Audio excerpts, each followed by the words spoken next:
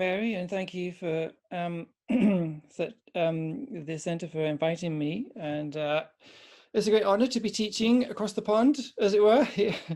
It obviously, as Mary said, it's now the evening here in the UK. We are just gone 5 o'clock. The sun went down about an hour ago, and it's been raining all day, so it's been a pretty dreary day. So it's just, I don't know what it's like there in Santa Fe. Here, in the UK, we always talk about the weather a lot, so that's how we always start our conversations. Is it the same there? I don't know. As one or two people I recognize, but mostly I think it's people from around New Mexico. Is that right? Are you all around Santa Fe, or is it spread over New Mexico?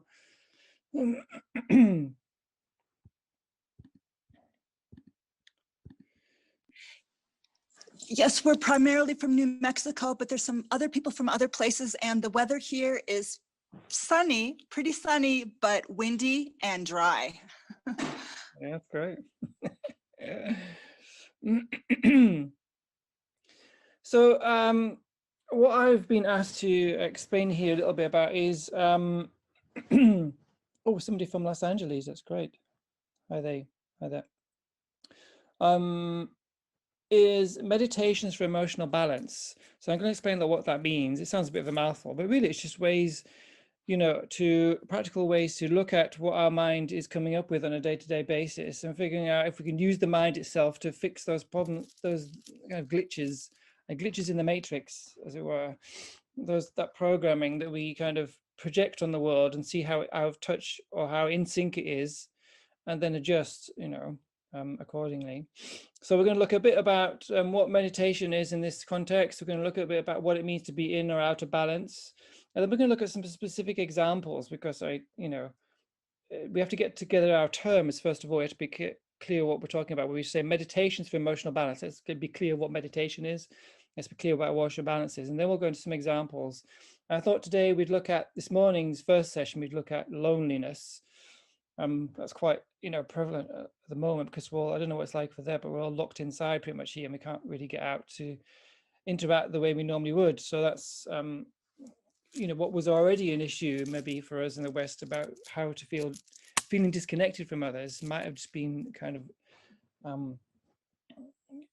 multiplied by some, because we're all stuck inside looking at computers. We're actually missing that physical contact. So I thought we'd look at that one today in the first session. And there will be some chance for us to explore a meditation or two throughout the workshop, because we call this a workshop, right? Maybe your idea of these are workshops, not just me blah blah for the whole 3 hours. So you have to do some work too. So then we got a chance to meditate for a little while together. And then also I thought we'd put in a discussion. Let's see how many we have here. 14 of us. Can you do breakout groups on your Zoom? I do them for some of our classes here in Leeds. Do you do breakout groups? Is that, yeah, great. Okay, so we might do that at some point then, just maybe break it. It looks like maybe 2 groups or 3. So we can just discuss. I think it's important we have a chance to for you to actually speak and share some of your thoughts on these topics as well. At any point, you can unmute yourself and ask me questions. I'm happy if I can help to do that. So just unmute and butt in. Don't feel, polite and have to wait till I've finished. Just kind of butt in, and I'm happy to, help if I can. But there will be some time for you to discuss between yourselves as well at some point. Then we'll have a break for lunch for an hour. And then we'll come back and do some other examples. I thought in the second section, we'd look at addictions and cravings, in particular about stress, how we can use stress. Because we don't have stress in Santa Fe, I don't know, but here in Leeds we have quite a bit of that. So. Okay, so I'm going to share some slides with you, which I've made, and then especially if you're looking at these on a computer. If you're looking on a phone, it might be a bit small, so if you can look at a laptop or something, that would be great. So let me just see if I can do that now for you. So can everyone see these slides okay? Just thumbs up. So let's just start off by doing, as I always do with sessions like this, we start off with the motivation, we end with the dedication. So the motivation, just a way to set our mind in the right frame. So maybe just as it's early morning, you'll be bright and awake. It's like a lovely day from all your camera views there in Santa Fe in Los Angeles. So just find a comfortable posture then, first of all, to just do some internal work, right? So this is one of our first meditations of the day, is the motivation. And we just want to find a space that is comfortable for you. So, you know, I'm sat here cross-legged, but you could be sat on a chair. We're trying to find a posture that is stable, that feels very grounded, but is also relaxed. Not relaxed in the sense that we're slouching or lying flat. It has to be kind of energized, relaxed. It's a fine line in meditation in Buddhism, is to find this balance between the two extremes of being too relaxed or too tense. You don't mean by too relaxed, right? Seems an odd thing to say, but you don't want to become completely lethargic and sleepy. So you need to be awake, right? So just spend a moment figuring out your posture. Find something comfortable.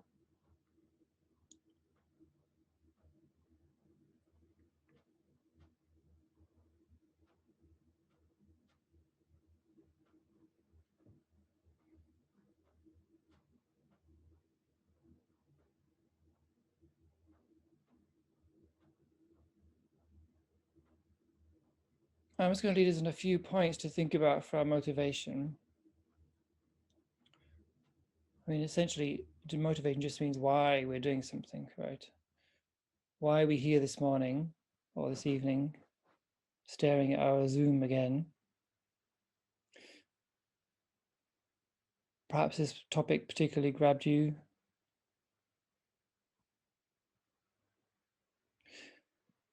So, you know, if we can think about, at least I'm doing this session for my own benefit as a first step, right? To try and understand my own mind a little bit better, understand my own reactions to the world outside a little better. Educating ourselves, right? Becoming more familiar with our minds so that we can be more peaceful, be more in control, more content. These are all within our grasp. So maybe bring one of those to mind. Are you doing this session for one of those reasons?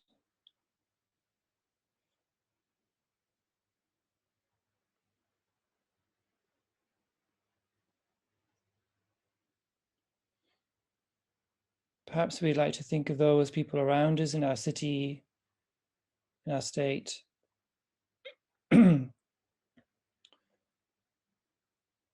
are experiencing, you know, all kinds of emotional turmoil right now. Not because of the recent political upheavals, but also a global pandemic still raging around the planet.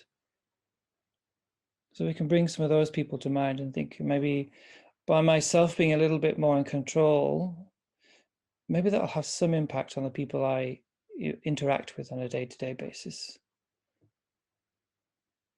It'll help them feel a bit more safe, a bit more cared for. My family, friends, people I would meet in the shop. So you can include those.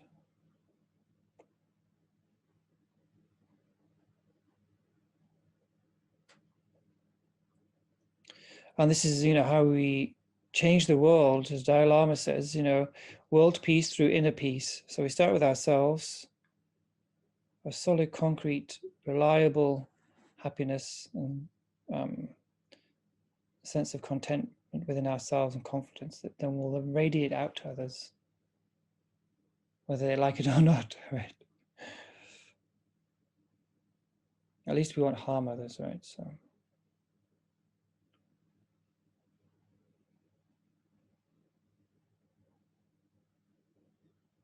I just spend a moment, feel very, you know, happy that you spent this time. You got here first thing in the morning. And decide this is the reason why we're going to spend some time together looking at the mind.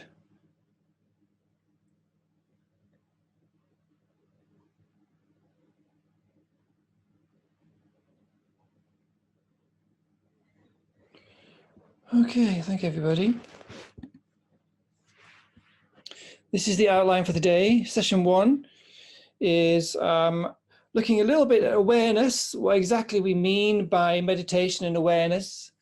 And then we're going to look a bit about getting into balance, what we mean by out of balance, in balance, etc. There's different ways of looking at it, but I'm just explaining one particular focus. We're going to have some discussion, and then, as I mentioned, we're going to look at loneliness.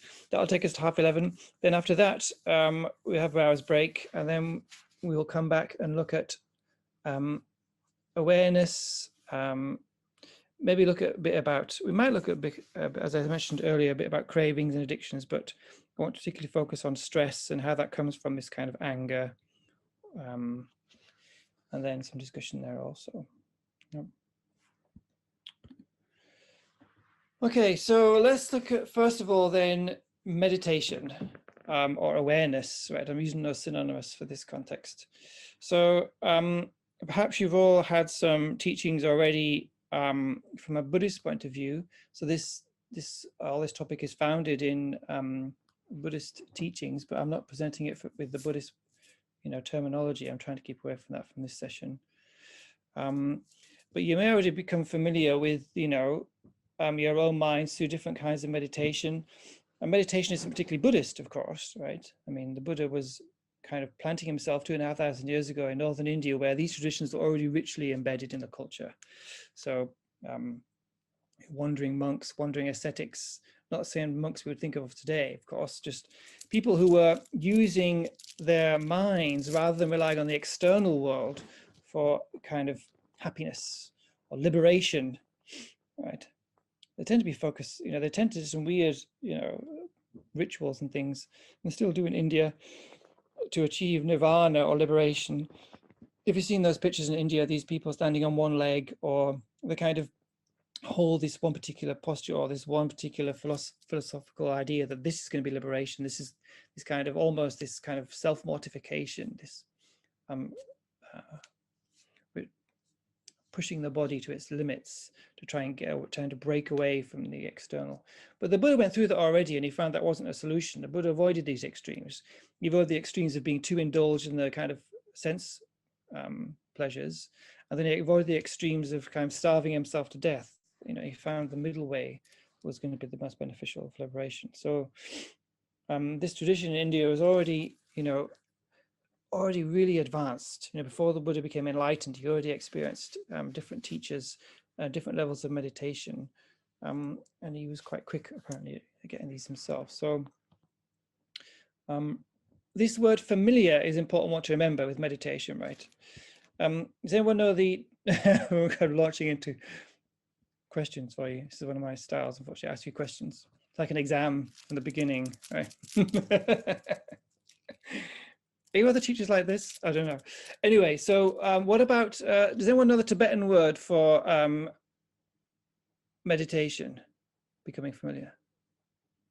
3 letters. You have to unmute yourself if you want to reply. No? No one speaks Tibetan here? Is it Gom? Exactly, that's it. Exactly. I just took the first meditation 101 class the other night, so I learned something. Ah, well done, Linda. Fantastic. Yeah. Yes, exactly. Gom. And that's why, they call the place, in Tibetan, they call Gompa, the place of meditation, the place becomes familiar. So what we're becoming familiar with, it depends on what we're meditating on, isn't it? So meditation could be loving kindness meditation. So you're becoming familiar with the quality of loving kindness, for example, or generosity, becoming familiar with the mind that wants to give away things to others that will benefit them. Right? It could be we're becoming familiar with an object like a flower image or the breath. The breath is another object of meditation, right? These are all things you can be familiar with. And familiar just means that you're repeating a habit of the mind to attach to the object so that it becomes more stable and it'll hold it for longer and not get distracted. Because that's what happens for us meditators in the beginning, right? We're on the object for a little while and then we're off thinking about Facebook or the shopping, whatever. We're on it for a little bit and then it comes off. So for us meditators at the beginning, it's more about holding the object for a little bit and then noticing when it's gone and bringing it back. That bringing it back is really important. That's strengthening the muscle that I always like to talk about meditation in terms of muscles, like the gym. So if you go to the gym and you want stronger legs, you know exactly which machines or which exercises to do to make those. See, I'm not very good at the gym. We have the gyms closed for months here in the UK. I don't know. I haven't been to the gym for a while. I can't remember what the muscles are called in the legs. Deltoids, is it, or something? I forget. I don't know. Is that right? I don't know. Something like that. Anyway, you know exactly what machines you're going to work out the muscles in the legs, right? So the same with the mind. In Buddhist psychology, for example, you'd work out all the parts of the mind, or each part of the mind does, and then you strengthen that particular one. And that part of the mind that brings it back to the meditation object is called introspection. I want to call it Tibetan anyway, but that's what traditionally be translated into English. Introspection, that's the kind of checks, are you on the object or not? And it brings it back and brings it back and brings it back. And the more they use that mind, the stronger the muscle gets, the stronger that mental muscle gets. And therefore you're able to hold the object longer and longer. Apparently it's very blissful when you can hold the object, for a long period of time. I haven't done it myself, but apparently that's what they say in the text. Anyway, there are some Westerners who've done it, of course, who've been able to hold the mind for a very long period of time and develop certain levels of meditation, becoming familiar with whatever the object they've chosen, right? So does that make sense to everybody? Becoming familiar is the essence of what we're talking about in meditation. Now in itself, because we're talking about here about a spiritual path being looking at happiness from the inside out for a change, all the objects of meditation are quite positive. They're ones that are going to bring us some happiness, contentment, as I keep mentioning. Contentment is an important one, I think, to keep coming back to. It's possible, though, that you could choose to meditate on something that's unhealthy or negative for your mind, right? It would go both ways. The kind of formula works both ways. If you wanted to get really good at being angry or anger or hate, then you can meditate on that and become really good at that, right? I wouldn't advise that, obviously, but the logic still applies, right? You're becoming more and more familiar with a particular mental quality or mental habit, so that you don't have to practice it so well. It comes very quickly then because you've practiced it really well. We don't talk about it like that, but does it? But it's interesting to think about, that it goes both ways. I always think, just to kind of make it clear what we're talking about when we talk about meditation. It's nothing mystical. It's just basically habits. We're just a bunch of habits. Our mind's just a bunch of habits, right? You choose which ones you want to work on. You're the boss, as Venerable Rabina keeps telling us, right? We're the boss. So you choose which of these minds you want to develop and which ones you want to weed out, and you take control, take back control. This is one of the things they mentioned in the UK when we were going through all this Brexit process. Take back control of our borders, blah, blah, blah. But here as Buddhists, we're doing the same thing, right? Taking control of our borders, our mental borders, taking back control. You do that by becoming more familiar with what you want, right? So once you know it's possible, it's quite liberating, really, quite empowering, isn't it? I think. You're the boss, right? So you can decide what you want to become familiar with. Kerry, In essence. your question? Yeah, please do. Is that Deborah? Yeah, go ahead, Deborah. Yes, I just wanted to ask you, like for example, if you want to meditate on guilt, so you meditate on guilt, and then that's something that you want to get rid of. So how do you do that? I mean, do you surrender it? I'm trying to understand this. Yeah, good point. So are you wanting to meditate? Are you wanting to get familiar with guilt? Or are you wanting to become familiar with something that's getting rid of guilt? Yes. Two different things, right? Get rid of guilt. Good guilt, right. Yeah, so then you learn, this is what we're going to talk about in this workshop, is you have to learn what exactly the opposite is. Like, what is the method? What is the becoming familiar with the opposite of guilt? And you have to learn that. You learn as I mentioned in our discussion, you have to kind of choose your top 1, 2, or 3 mental kind of dramas that you meet on a regular basis, and then you work on those first. You work on the strongest afflictions or the strongest disturbances for you first. So, if guilt is the one for you, then if you find that I'm not saying is, but I'm just saying, for example, let's say, if you're finding guilt is becoming overwhelming, then you need to learn what its antidote is, if you like, or what its counteracting force is. Do you know that, you see? Do you know what that is? The antidote of guilt? Yeah. Hadn't thought about that. So we'll come to it. We'll come to that. It's a good point, because we're going to mention this in the process when we get there. But Okay, keep that in mind, and we'll come back to that, Deborah. Thank you. okay, thank you. Yeah. So we have to be clear, we're not meditating on guilt itself, we're meditating on the antidote to guilt. We're not meditating on, hopefully we're not meditating on anger, we're meditating on something that will counteract anger, such as love or patience, right? So it comes back to study in psychology. We have to know what exactly is going on in the mind, which ones you want to keep, which ones you want to kind of feed, if you like, and which ones you want to starve, right? And we're going to come to that, right? Let's move on to the second point there. Two types of meditation, analytical and non-analytical. Are we all aware of those? Can someone give me an example of an analytical meditation?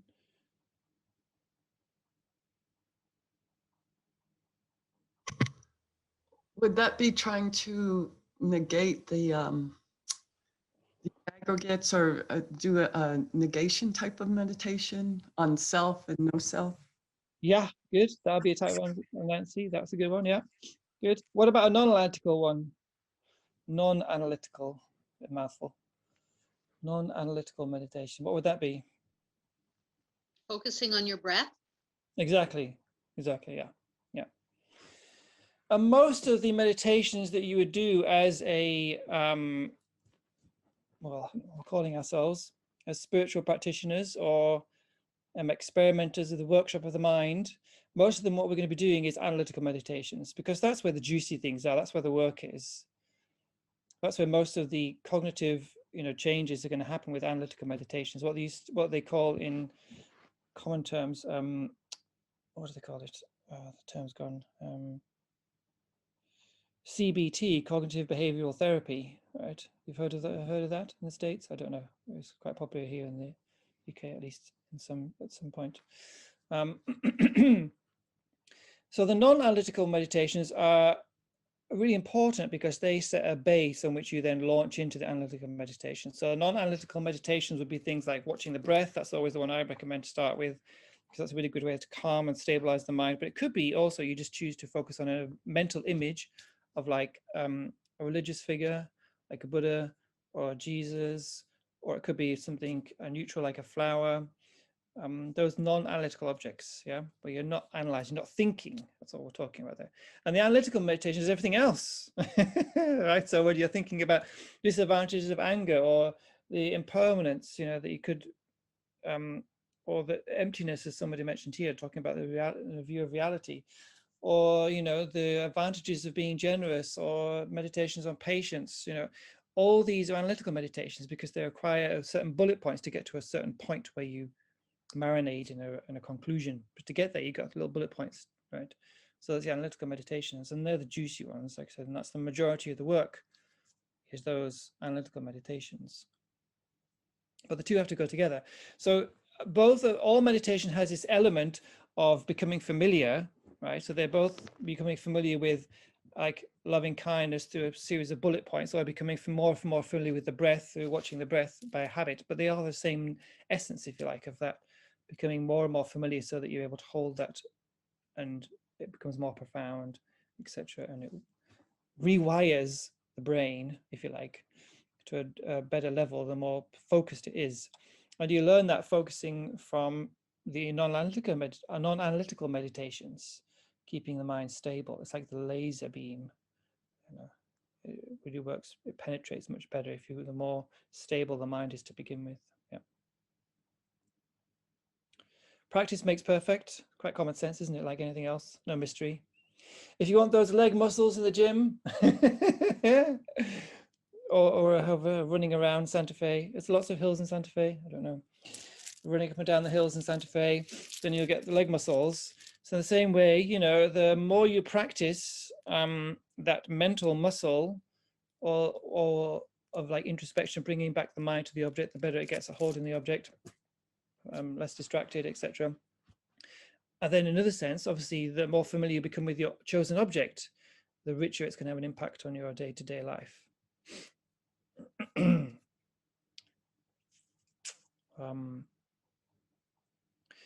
And then I just put here some conducive conditions because you're probably all great meditators. I'm probably just telling you what you know already. I just want to, I don't like to assume anybody knows anything, see.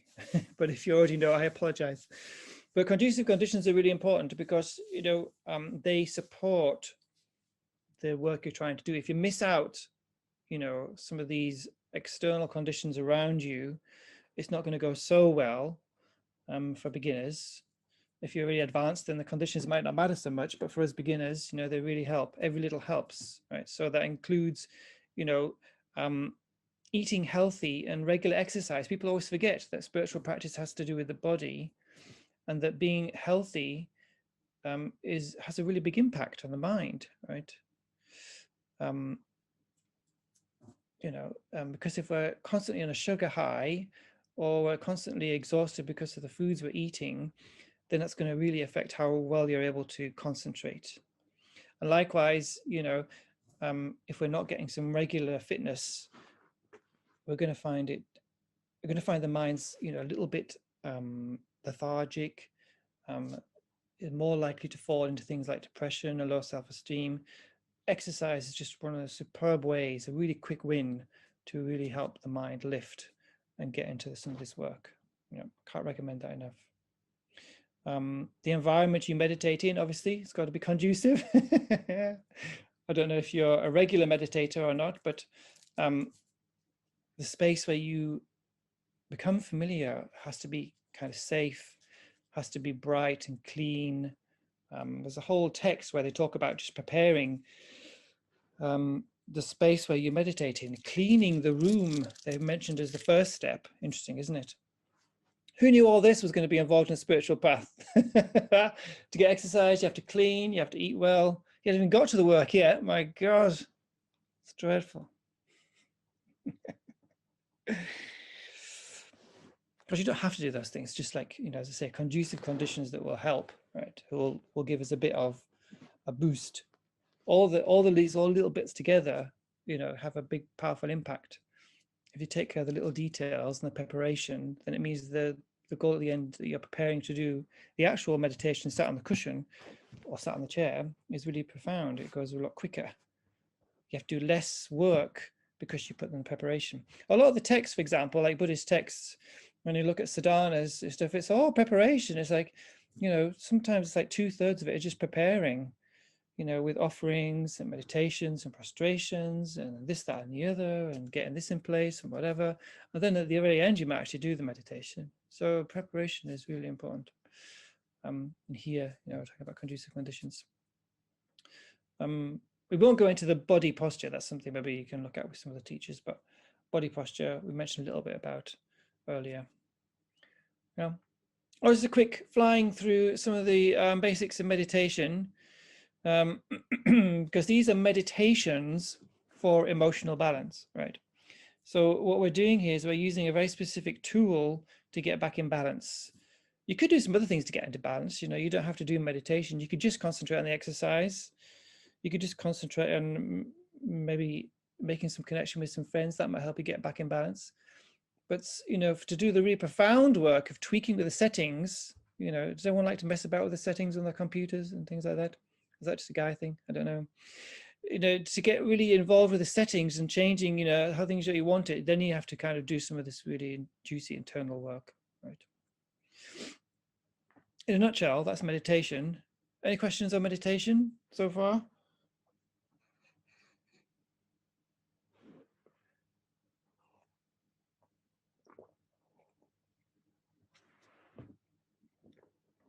Okay, good. So let's look at emotional balance then. So let's look at how to balance first, or what some people call cognitive dissonance, a bit of a grand word there. So here I just put our disturbing thoughts and emotions are always out of touch with reality in some way, some sense, exaggerating the situation, either adding what is not there or taking away what is actually there. It's quite a common meme we see on social media, right? Don't believe what you think, right? Well, that's essentially the point of being out of balance, is that things, emotions, disturbing emotions are running in the mind, and they're telling us certain things are happening, and we believe it 100%. And then what happens is, because those emotions are not in touch with reality, there's this kind of disconnect between what's actually happening and what we think is happening. And that's in that space there, that kind of disconnect is where all the shit happens. Excuse my French. All the drama happens, right?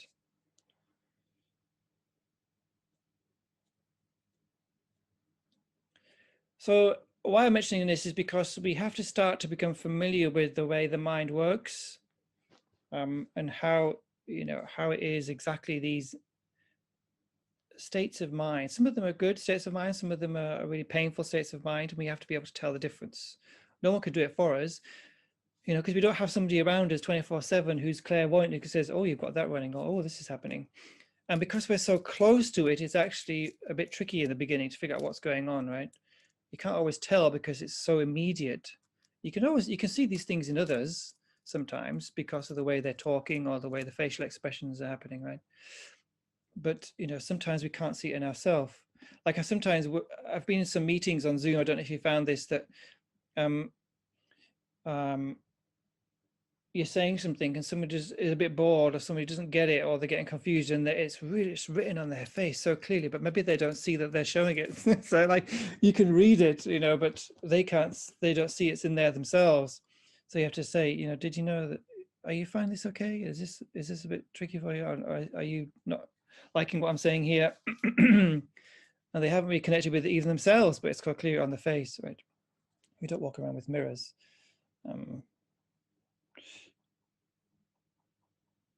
So getting in touch with what is going on in the mind is really the first step.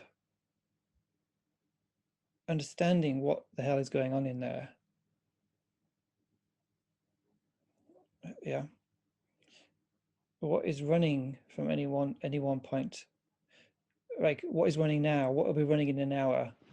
When I say running, I mean what emotional states are kind of prevalent. Maybe you haven't got one, that's fine. Sometimes it's just kind of a neutral, relaxed state. There isn't particularly anything strong running, but if there's something strong or something disturbing that's quite subtle that can then manifest as something stronger later on, those are really important to catch. And we're going to talk about that.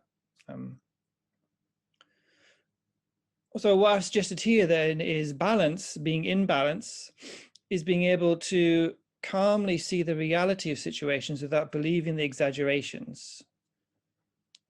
Now, some of these exaggerations could be quite obvious.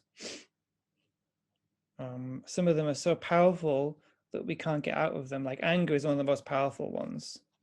Such a grossly exaggerated state that we can't get out of that one when we're stuck. So we have to avoid that one at all costs, because that's the stickiest, most dangerous one. Most powerful. It doesn't happen so often, perhaps. I don't know. Your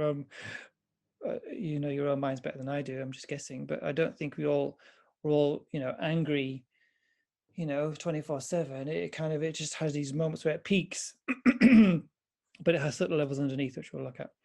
And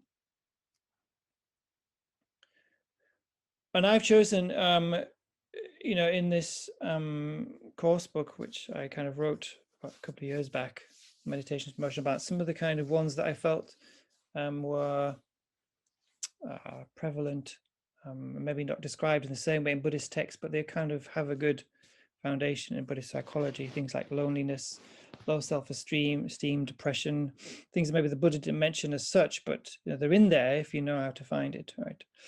These states where we get out of balance. Why are we getting out of balance, and how you can get back in balance? Does that make sense? So it's how you're getting out of touch with reality, to what state that's happening, and how you can bring yourself back into, actually, this is really what's happening. I don't have to believe my mind here. It isn't necessarily telling me the truth. So, when we do this meditation a bit later on, we're going to look at this awareness meditation, because it's a bit like, we're becoming, separating ourselves into different parts to look at one part. One part looks at the other. It's a bit weird, right? But it's just kind of to help us see that we don't have to associate so closely with this emotional stuff that's going on, or we can actually separate ourselves and look at it. We're going to do a meditation that helps that. So yeah, so any questions about this? I kind of probably open a can of worms there, but it'll become clear as we go through. Yeah. Right, I have a question. So just to understand this a little bit, I'm kind of new with this, so please bear with me. But so like, for example, anger. So somebody causes something and it's very real. So it causes an emotion in you. So let's say anger. So you're saying I become aware of that emotion, which is anger. And I know it's anger, so I don't do anything about the situation. I just let it go so that I get the balance. Not, I mean, you're kind of on the right line. So what I'm saying is, for example, in your example, let's say someone makes you angry, you have to, we're not talking about what's happening on the outside, we're talking what's happening on the inside here. So, there might have been a trigger for you for the anger, right? But the anger itself is what I'm looking at here. So when anger is running in the mind, let's say, anger will just tell you that this other person is like the enemy, and there's 100% from their side that everything they do is wrong. They're completely, well, use some strong language, you can imagine, right?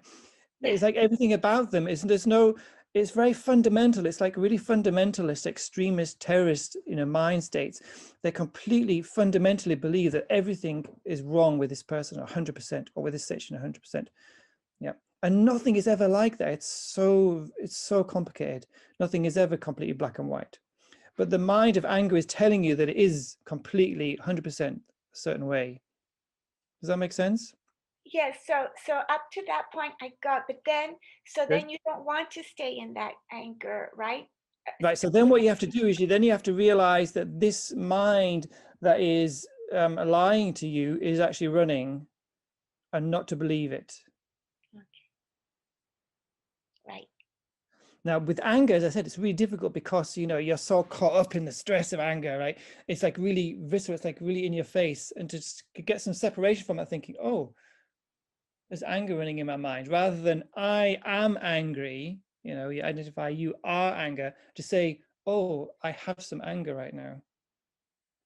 So those two, so it's a shift. And that's what this, meditation is going to do, is a shift between trying to separate yourself out from this emotion so that you've got time, you've got space to maneuver, and you can adjust. If you are the anger, then there's nothing you can do. You're kind of stuck with it. If you are the anger, I am angry. But if you say, I've got anger, or I have anger running in the mind right now, so whatever words mean something to you, then there's a chance there for you to go, oh, I need to step back. I've got anger in the mind here. Anger, I know, is kind of disruptive. It's going to lie to me, and I'm going to do some stupid things on the basis of anger. So I'm just going to try and dissipate the energy from that and separate myself from it. Ta-da. And then that is the amazing point where you can change. Okay. Yeah. Thank you. So that's what we're talking about here, trying to get this idea that you are not necessarily so close to these emotions that you can't control them. Yeah. Thank you. Any other questions about emotional balance or imbalance?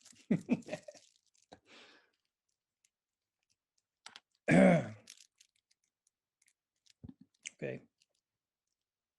Let's do something then. Let's start this journey then of, oops, I've gone back. Wait. Let's start this journey. I have to move my screen around because I can't see a slide. Can you still see the slides okay?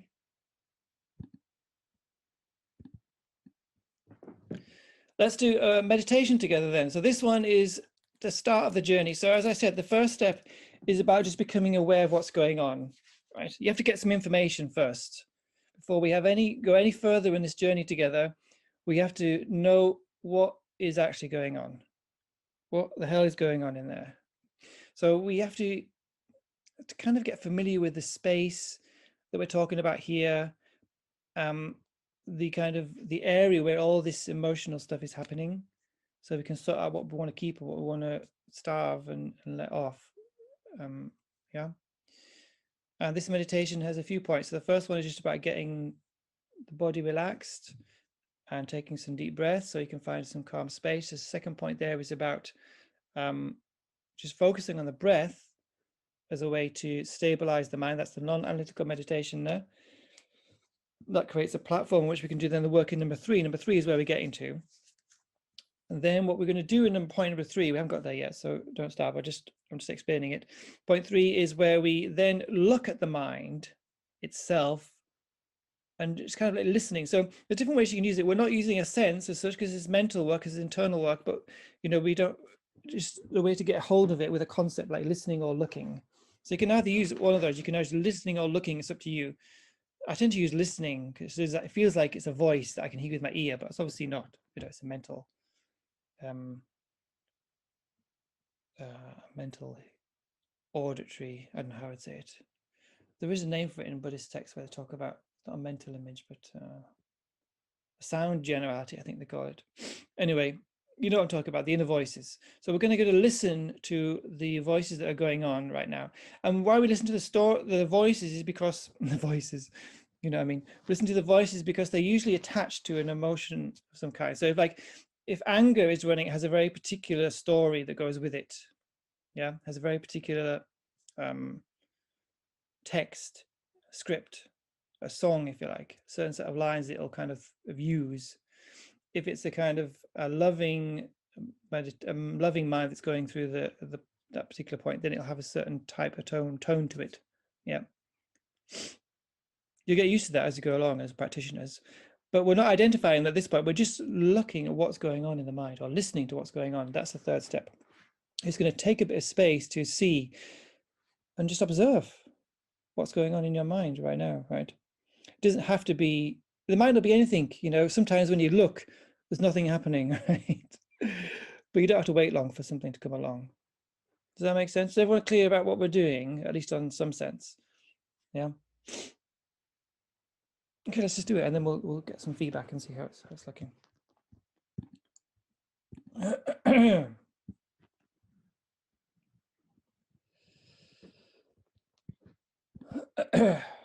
So let's just spend a few moments preparing the body. If you've got out of shape since we started at the beginning, and then a good way to kind of quickly get into the zone, if you like, is just 3 long deep breaths in and out through the nose.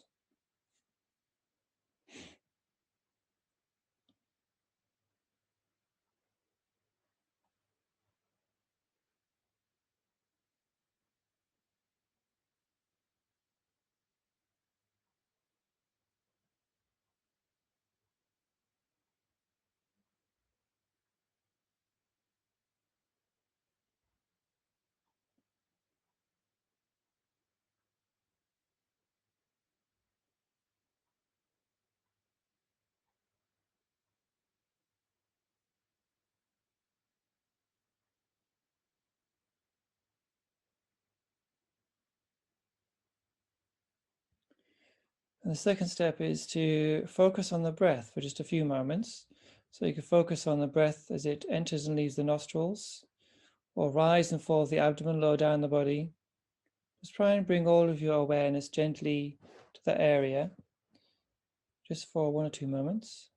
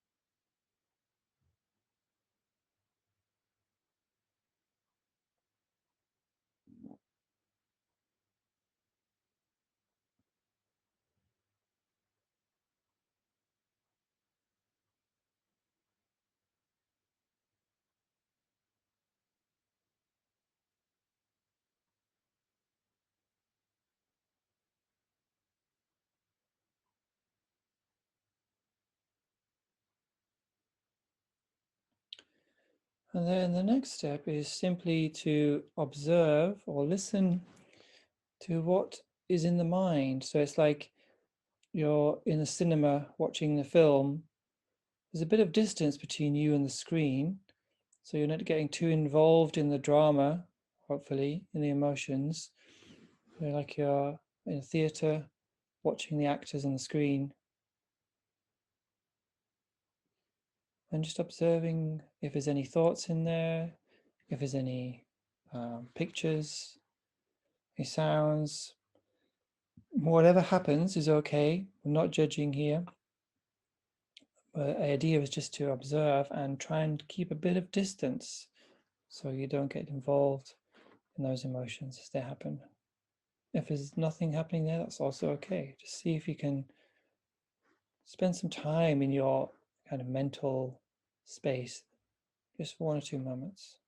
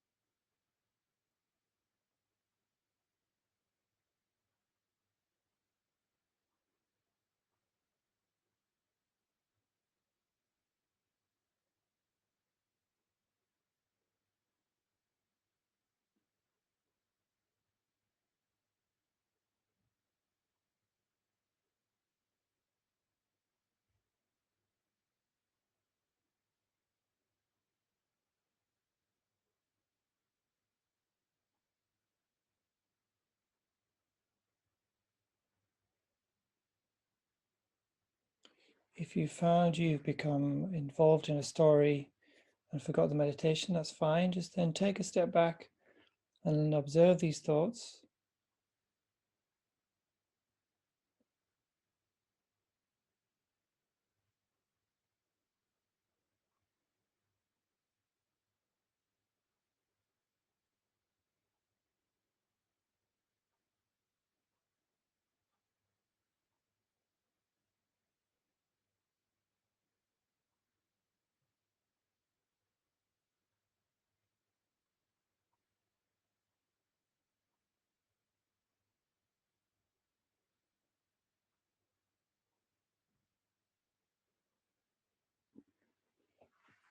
And then gently end your meditation.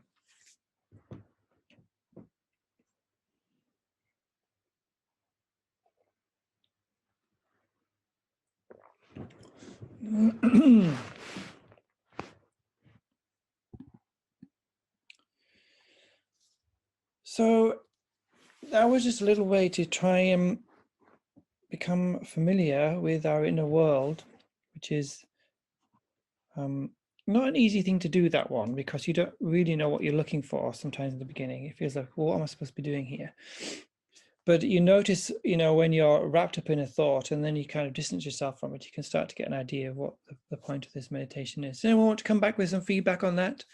If it was easy, if it was bizarre, if it was moving, if it was frightening, I know. Please just unmute yourself and jump in. I think, Deborah, you're on mute if you want to unmute yourself. Oh, yes, thank you. Yes, Kerry, it's just, you actually answered my question in the meditation. So I'm just gonna Yeah, tell go. you what I went through. It was, what came in my mind a lot, was related to anger, but it was more about how when other people, are angry and it affects you. And so it's like, how do you deal with that? But then you said something about detaching. So I guess if a person that you really care about has an issue with anger, and the way that person talks to you is with anger, and you feel like, why are you angry with me if I haven't done anything? And then you incorporate that emotion, and then that emotion is transferred to you, and then it leaves you feeling like unbalanced. So I guess you're saying if that was to happen with anger, you just detach from it. That's what came in my meditation, like another person's anger. Well, I mean, the point of this meditation wasn't so much about,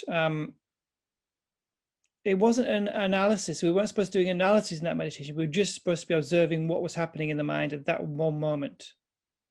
So maybe you missed the mark on that one, Deborah, I think, because the idea of this meditation was just to listen. It wasn't about, I wasn't asking you to put in any particular type of analysis or any type of process.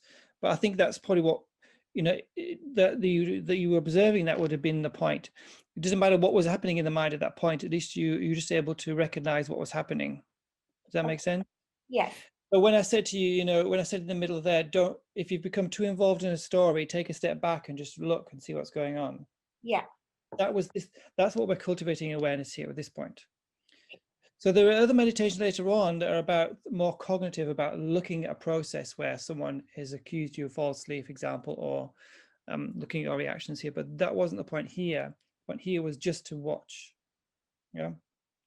The first step is to see just what's going on, right? It's like I said, watching the movie in a cinema. Yeah. So it'll become clear. We'll come back to that one, Deborah, because there's some good points you raised there, but I think that might come up in the second section when we look at anger. Yeah. Anybody else? Linda? What I notice, and I'm somewhat surprised, maybe I don't know if I'm surprised by it, but there's this, I think I'm in a relatively calm space starting out, and I'm breathing nicely, and then what happens when I focus on my thoughts is this endless litany of worry and uncertainty and impermanence.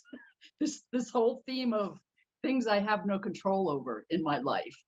So, and how hard it is to shift out of that, how much energy it takes, that's like a running underneath all of my daily activities, I think. I mean, in a way, that's really great because you're seeing it. To see it is the first step. I promise you, this is the best thing, to see it. Because with the knowledge, then it's like, knowledge is power in this, because once you see what's going on in the mind, you're the queen of everything. And then you can take back control. Then if you don't see it, then it's going to be tricky, right? But that's good. Think of it as a positive way. You can see what's going on. Oh, I do. I'm just it's I wasn't aware that it's this underlying theme, I think, probably throughout my day. Yeah, it's like often I find when I do these exercises, I find I'm singing a song and I realize, oh God, I've been singing this song for days. And unless I've spent some time to just focus on the mind, thinking what is going on in there right now, it's just this song has been going on for days and I haven't noticed. And then as soon as I kind of make it conscious on a gross level, I think, okay, this is the song I'm singing right now. I've got to get, and then it dissipates somehow. Good, thank you. There's some things going on in the chat there, but I'm not so good at keeping an eye on the chat. Is there anything in the chat that anybody wants to say? I'm just looking here.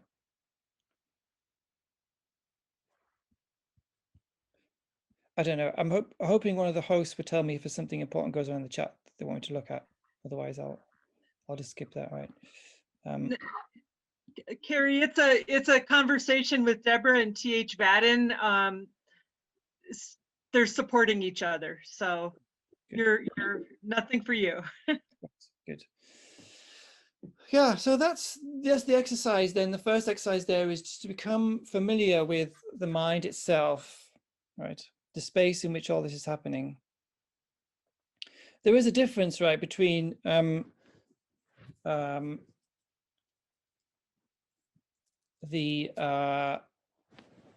screen that they're being projected onto and the things that are being projected. Did you get that? The projection screen itself and the things that are going on the screen. There's a difference, right, between those two. Is that too deep for a Saturday morning? I don't know.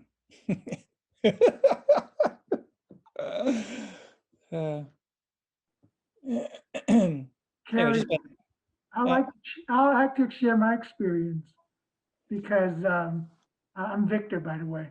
But hi everybody. It's very interesting. I think this is the first time I understood the word detachment from the screen. This exercise actually, I was able to separate myself from the actual screen, the vision I'm looking at. yeah. And my tendency was to try to change it and interact with it, but then I keep remembering by just following your 3 steps, I just separate myself and was able to have a lot more effective interaction. So thank you. I mean, I've done meditation, but I was never understood separating myself for this particular exercise. So Yeah. I mean, it's good. That's a good first step there. Thanks, Victor. I mean, it's important to just know that there's many parts of our mind. It's not just like one block, you know, it's all kinds of little functions that are working together. And there is a space where you can separate them out into, you know, I'm looking at this part, one part of the mind is looking at another part of the mind. And that's what we're doing here. We're separating ourselves too. It's the actual observation. I just keep wanting to get involved. But I think the Yes, first step for me was to observe it and separate myself. And that really helps a lot in my meditation. Good. So I just want to share that. It really helps. Thanks. It's very easy to get involved, isn't it? I know that it's very easy to pick up the stories because that's our habit, right? We just follow these stories wherever they go. We don't have much discipline to separate ourselves thinking, no, I don't want to follow this one. Thank you very much. You can go away. We don't have that power yet, but it is with us, right? We can choose what to follow. We can choose what not to follow.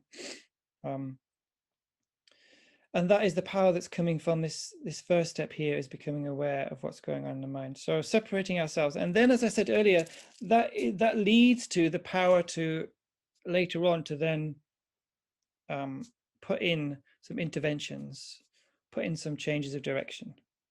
If you can separate yourself out from this emotional closeness to them, then you've got a chance to maneuver, right? As I mentioned before this course, I looked at a few of these different topics, and these are just some of the ways that we get out of balance. And I covered each of these in a different session, but we're just going to look at a few of these today. We're going to look at loneliness next here in this last bit of the first session, and then this afternoon we're going to look at stress and anger, how those tie together.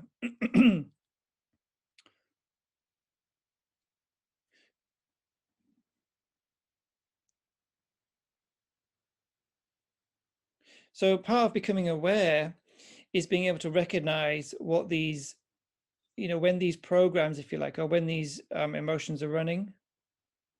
We have to get really quite good at recognizing when something is happening in our mind. Doesn't matter what it is, we have to be able to identify. Notice its story is one way into it, right? As I mentioned before, noticing what the way it's making you feel, perhaps is another, but certainly what stories these emotions tell us. Yeah. So we have to become our own therapist, right? Isn't that what Venerable Rabin is talking about tomorrow, isn't it? Yeah, so this is the job, becoming your own therapist, noticing what's going on and tinkering about in there. Let's look at the first one then here. Oh, sorry, before I get to that, this is a formula. So I want us to get I want us to kind of get a hand on something practical to do, because this is supposed to be something you can take away and actually get involved with and do something. So the first step is being able to identify what particular imbalance is happening at any one time. So it could be one of those lists I mentioned before, like loneliness, could be anger, it could be kind of craving, it could be low self-esteem, it could be depression. You've got to be able to recognize when those things are in the mind. You've got to become your own therapist. Yeah. Let's see if Venerable Robina can help us with that tomorrow, right? So that's the first step. You have to be able to identify what's going on. Know your enemy.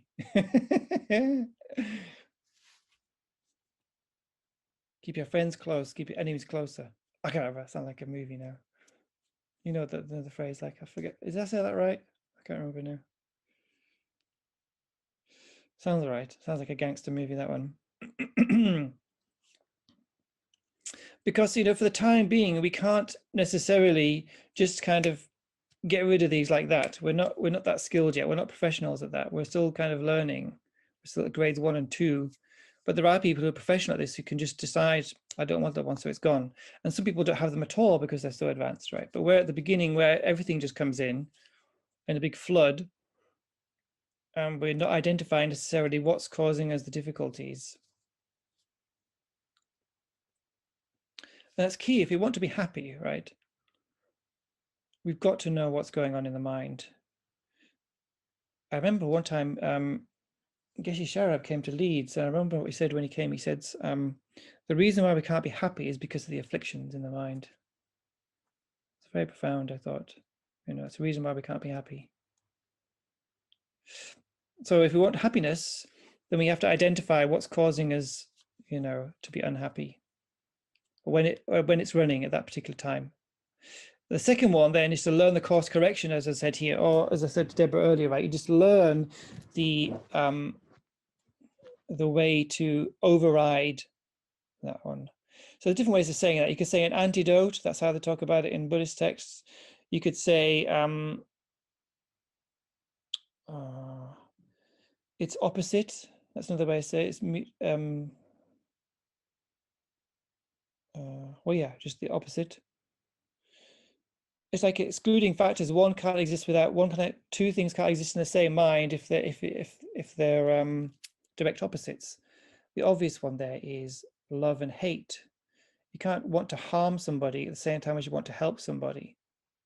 So if you've got the wish to harm somebody in there and you push in the wish to help, the wish to harm just can't survive in the space and it's gone, right?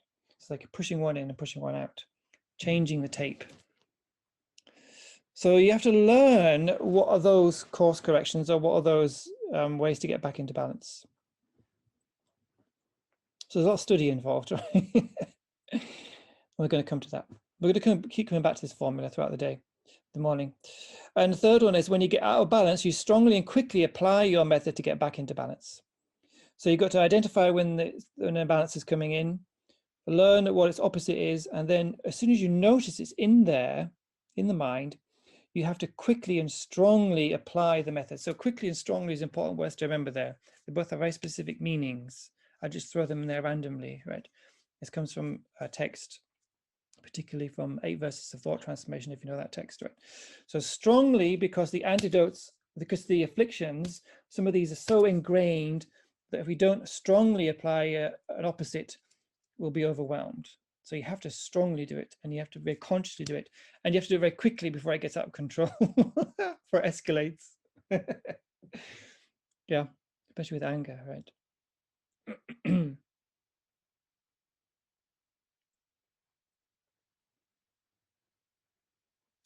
So we're going to come back to that a few more times throughout the morning. So here is a discussion point then for you to just break out into groups of, let's say, 7 or 8 minutes discussion in 2 groups. Actually, how many are we? Actually, let's do 3 groups. Can you do that, facilitators, so everyone gets a chance to talk? Mary, is that okay? Yes, You know, identify your top 1, 2, or 3 then. You know, you don't have to tell me, of course, but just identify, you know, which ones for you, you know, cause you the most distress. And then, you know, see if you can use some methods that you, or find, if you don't know, some methods to deal with those, the grossest ones that are causing you most unhappiness first. So it's up to you. I mean, all the teachers and the Buddhas can do for us is just explain the methods, but you have to find out which ones you need to do first, in which order. We all need, the wisdom realizing the reality, absolutely. But that's, that comes with a lot of merit behind it. We need a lot of work on that one.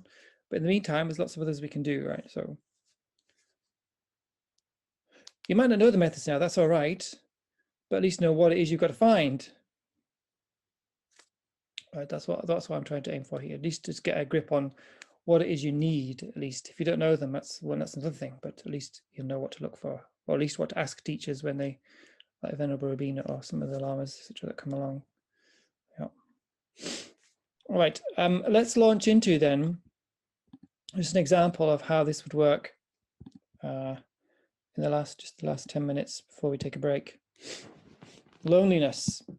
So that's one, as we mentioned, as Deborah mentioned, is one that's quite prevalent, right? So what we're going to do, we're going to use some of these meditations for emotional balance now as examples, and this is loneliness. So we're identifying here one that is that first step in the formula, identifying something that's out of balance or something that's causing us distress, learning what the opposite is, and then quickly and strongly applying the measure to get back in. So that's what we're doing with these examples. So here I've just put some bullet points that might help you identify, maybe we all know it, right? But I think it's important that we study it and analyze these things. We shouldn't just assume that we know what loneliness is. When I first started looking at this topic, I realized actually that, for example, some things came through to me about loneliness that I hadn't thought of before, because I'd never spent some time just looking at it and writing down perhaps some points about what it actually means and what it doesn't mean. It's like always trying to get clear of the definitions and the boundaries of some of these things. Something Tibetan Buddhism is particularly really good at is finding the boundaries and definitions for topics, so it's really clear when you're debating with your own mind, not just others, right? As Lama Zopa says, debating with the superstitious mind. So here I've just put down some bullet points to help you. Maybe you've got a richer explanation than me, but the feeling of isolation, feeling disconnected from others. It often arises when we are going through difficult times and we can't share our problems with others. So that's something we all know about right at the moment. And interesting enough, it doesn't have to be. It's just something I realized when I started studying this a bit. You can feel lonely in a group of people. You don't have to be on your own, right? Does that make sense? Like sometimes I felt like when I stopped being a monk and I was a layperson again for the first time, and I got used to city life again. I came here to Leeds to work for Rinpoche in a centre here, and then and I would go out to the pub or go out to places where people were drinking. But it seems like that whole culture was a bit of a shock to go back into all of a sudden, because everyone was getting a bit merry. And there's lots of music, and I feel like nobody was communicating because the music was so loud. People were getting drunk, so therefore you don't really communicate so well. There was smoke, and it was all people dancing around, so you can't really stop and just hear what people are saying, even by the lips, because they're moving around. So I felt very disconnected sometimes, and in the middle of all this bustling, busy atmosphere in the middle of the city, but you felt quite lonely, around all these people. Some of them are still my friends, right? Does that make sense? So you don't have to be solo to feel lonely, which I'm sure you know, but it's just interesting to bring that to mind and to process that as a conscious thought when we're talking about the topic of loneliness, to figure out what it is. So therefore, the opposite is also true. Like these great yogis in the mountains, sat in caves or whatever, professional meditators, we're calling yogis, right? They're not lonely, but they're on their own. Go figure, right? That's what they say in America, isn't it? Go figure. I'll try and learn some of the lingo as I'm here with you today. So it isn't necessarily about who you're around, right? But it feels like, if we can talk to others and be around others, then that sense of loneliness is dissipated. Yeah. So that's something to investigate. That's something to maybe analyze yourself a little bit, why that is. Why is it you're lonely if you're not around people? or you can be lonely with people. Yeah. Is it just a state of mind then? Or is it nothing to do with people at all? I'll leave that one with you to have a investigate. Right. And the cognitive dissonance element here I put is that you're wanting a connection with us, but you feel like you can't get it. So that's what it comes down to, isn't it? A connection. You're missing a connection. And like Deborah says, we can get that on Zoom, of course, but doesn't feel quite the same, does it, right? And interesting to talk about this topic right in the middle of a global pandemic when we're all stuck at home. I don't know what it's like where you are, but like I said earlier, in Leeds, here in the UK, well, I should say better now, in England, because different parts of the union have their own different rules. It's very complicated. But in England, at least, you know, we're not allowed to go out, and we can get fined by the police now, which is quite new for us in the UK because we're not used to having this kind of direct input from the police on fines and things like this. It feels it's very strange. It feels like we've suddenly gone North Korea, which is very bizarre. That other European countries, I think, are quite used to it. Like I noticed when I lived in France that they're used to the police being quite heavy-handed from time to time. But this is quite new for us in England. And one of my poor friends is upset because she got pulled over by the police in a car when she was going to pick up some duvet and pillows from a shop. So she's breaking the rules, and the police pulled her over and asked to see her shopping. She was horrified. She just couldn't believe it. You know, the police are stopping her to look at her shopping. So it's all quite getting out of hand. So this way we're feeling, you know, isolated is kind of compounded at the moment. And as I said before, it's a feeling that we're not really connected, right? So then what we have to work on is the mental element of how we get to feel connected, even if we can't physically be with others. So how we do that? Here's one suggestion. We are all experiencing the same general feeling around the world. You are not suffering alone. So everyone is feeling, well, everyone, most people are feeling alone. So you're not alone because everyone's feeling alone. Right? I realized when I wrote that sounded a bit odd, but hopefully it makes sense to you. You are not suffering alone because everyone is feeling alone.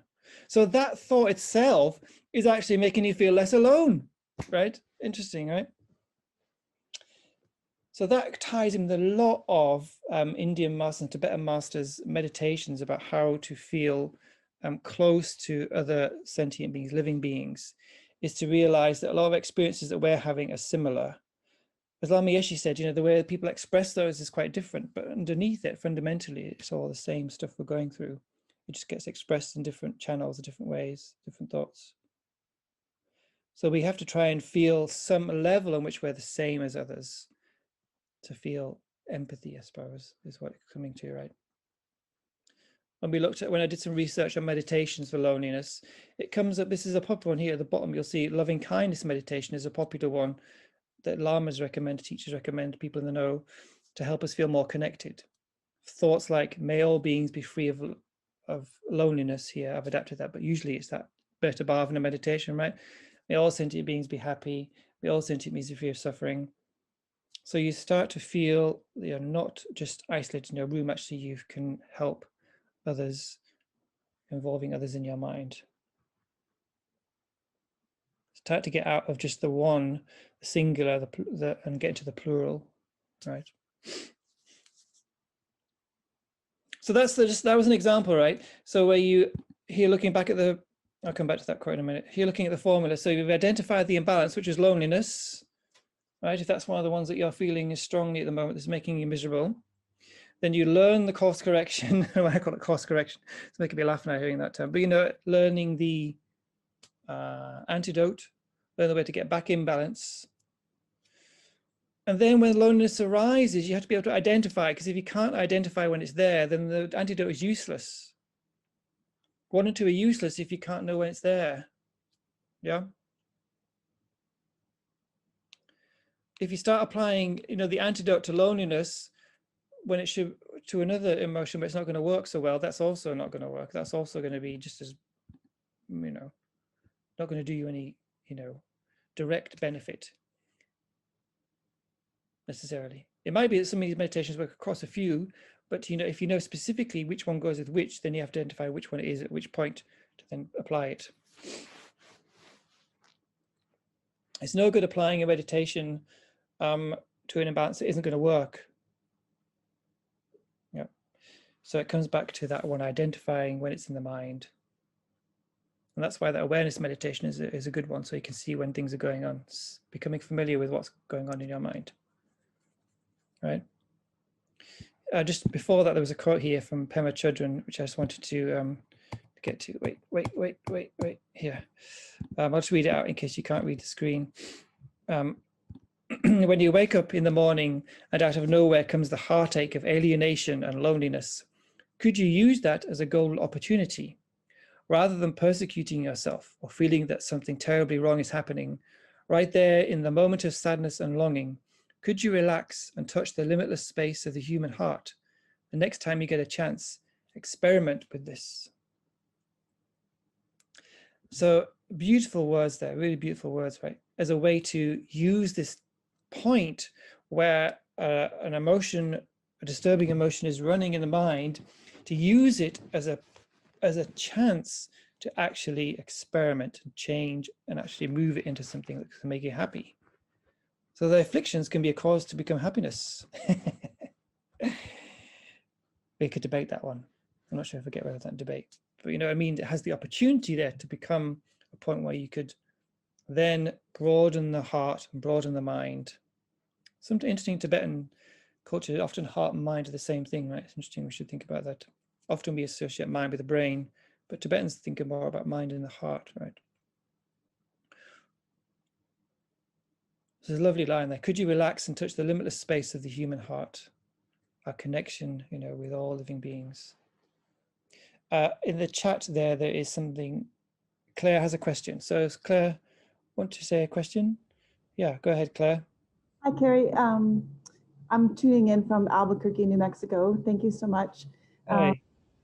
I am not going to be able to join this afternoon, so I thought if there was a minute, I wanted to float a thought for your input. I had a situation about 6 or 8 weeks ago where I definitely got pretty overwhelmed with anger. And it's not very usual or typical for me, but it just burst quite badly for me. And it's something that I'm wondering if you could offer some feedback. How much kind of value is there in returning to a difficult situation, whether in meditation or just in normal thought, when it was disturbing then and it might still be disturbing now? Right. How much value is there to kind of try to dissect something that happened already in your life versus? Yeah, I mean, in my own experience, if I go back to this particular situation where I've got angry, then I just know if I go back to that one, I'm just going to get caught up again and I go round and round in circles. So what's better for me is if I kind of use a more generic kind of way to practice, when anger happens, then I'm going to do this and this, rather than kind of replaying that particular scene. Because if I go back to a particular person in an event, like as one that I have running around from time to time in mind at the moment, because as director of a center, I make decisions and people don't always like them. So, I get, people sometimes push back. And then I get stuck. And if I think of that situation, then it'll go around in my mind and it could be in a daze, it plays on me. So I would avoid that, to be honest, especially as we're all in such stressful situations anyway, and rather concentrate on, the actual antidote to anger itself, which is,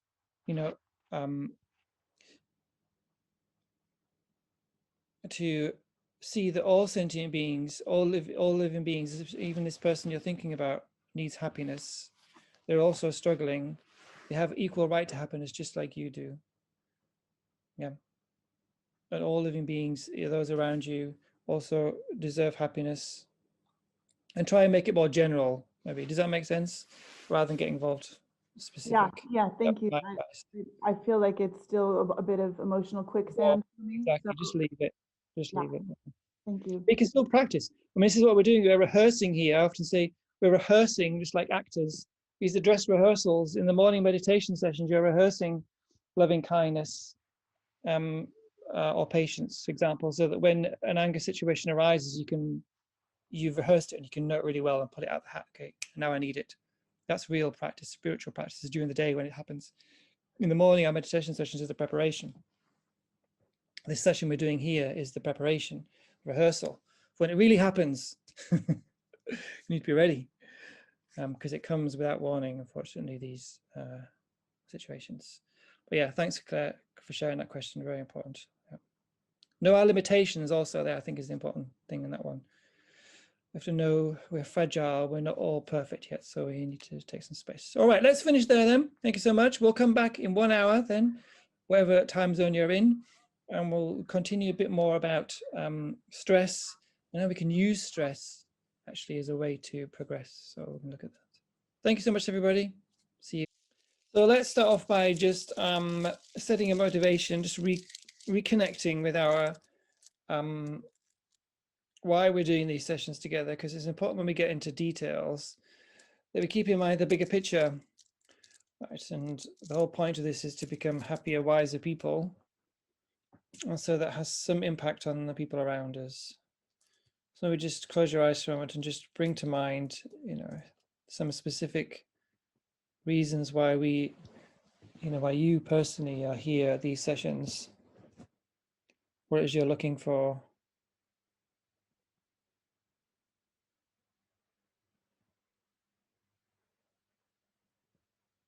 I just think that, hopefully by our understanding a bit more about ourselves and how we work in the world, may that have some, impact on the people around us. For sure, if we're calmer and wiser, then that's going to have a big impact on the people around us, whether we, know it or not.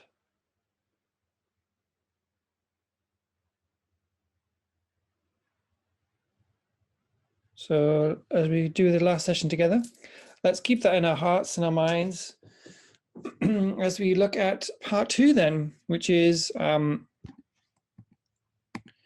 into a bit more of the details. Let me just bring up the slides for you. So we've done session 1. We've looked a bit about awareness and what meditation is. We looked at the different types of meditation and how, meditation is going to help us get back into balance. Can anyone tell me any points from this morning, what we understood about meditation, or what meditation is, how it's going to help, what we're doing in meditation? What do we mean when we say meditating? What does it actually mean? Someone asks you on the street, what is meditation? Could you tell them in one sentence? The elevator pitch, as we used to say. Yeah, go ahead if you just want to come in. You said something about it being similar to awareness. Yeah, good. Exactly. Awareness of the inner world. Good. Anybody else? Yes, becoming aware of what's happening in your mind. Great. Yeah. Something else? There are 2 ways to become aware, and that is analytical and non-analytical. Right. And my follow-up question then, can you give me an example of both of those? Non-analytical would be focusing on the breath, and then analytical would be focusing on something like emptiness, impermanence, patience, that type. Superb. Great. What about some of the conducive conditions for meditation? What about some of those that are going to help? Anybody? A quiet, clean environment, a place that you can go specifically for that it becomes familiar to you for that reason. Yeah, that's a good point. Yeah. Mary, you were going to say something. I don't see everyone's faces on my screen, so I might miss it if you've got, You also stress the importance of healthy eating and exercise. Right. Good. Yeah. Something my teachers keep telling me. I'm too lazy, but I keep trying. Great. What about getting into balance then? What are some of the things that put us out of balance, put us out of whack? Is that an American saying? I don't know. Any ideas? Stress, anxiety, anger, Yeah, those types of right. afflictions. It's kind of like, you know, sometimes they're described as destructive emotions, sometimes negative emotions. In more technical language, you might call them afflictions.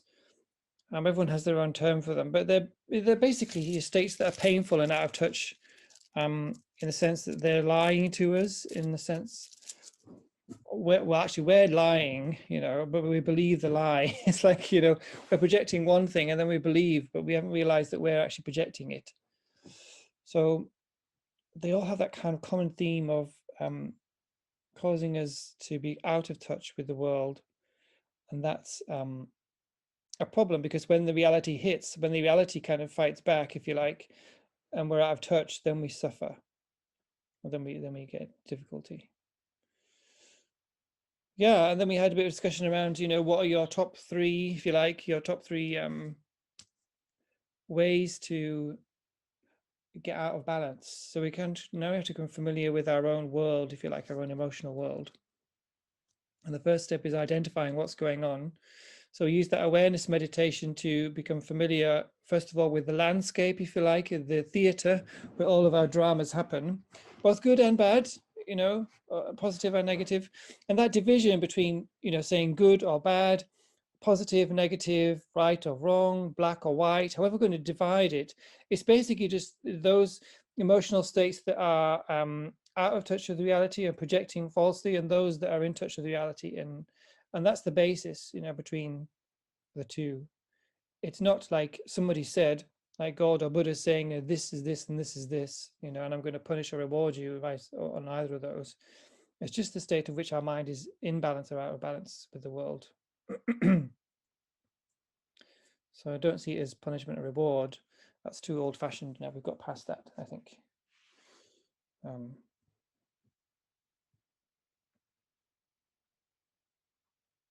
I keep coming back to this formula, which we'll kind of keep looking at.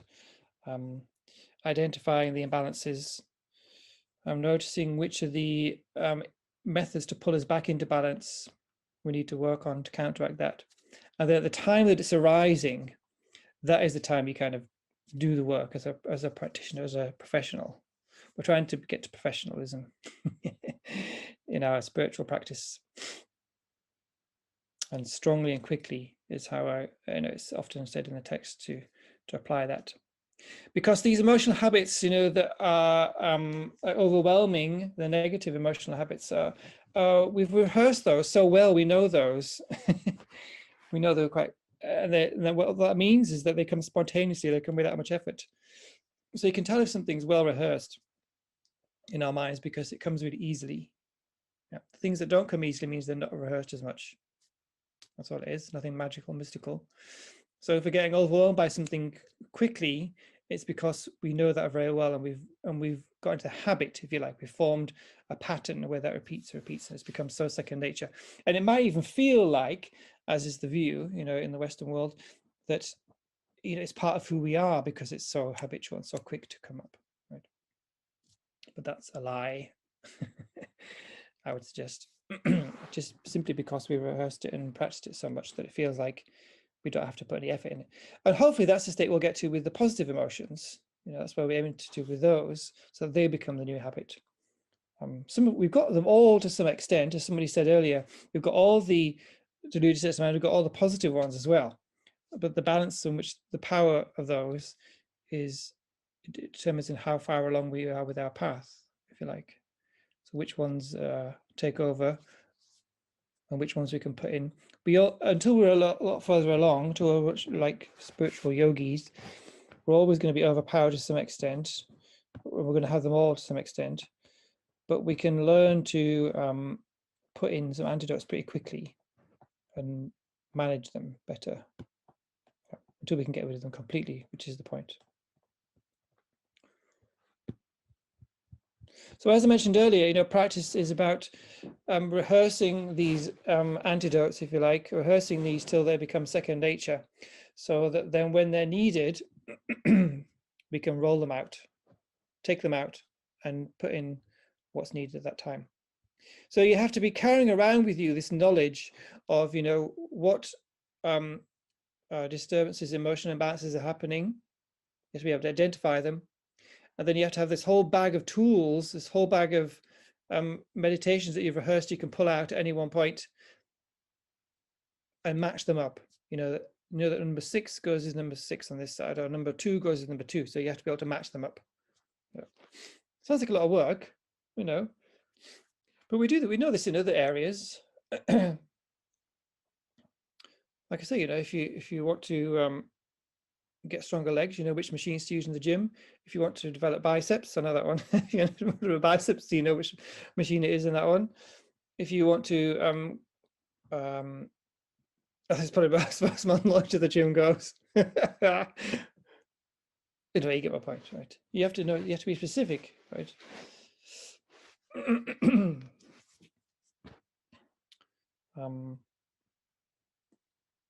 And the last thing we looked at this morning was about loneliness. So that's then getting into the detail. So then, you know, maybe loneliness isn't the one for you. Maybe loneliness isn't an issue for you and you're fine with that. So then, you know, skip it. But if it's one that's causing you one of those top 3, then you need to learn the antidote to that one. Just learn the opposite one of that one, and then rehearse it in the mornings or evenings when your session is. And then the day when these things strike us, we've got something rehearsed and ready. I don't know if any of you have worked in show business or the theatre or musicians or anything, but I was in my pre-Buddhist life, I was a musician. Well, I suppose I'm a musician, a singer and a piano player.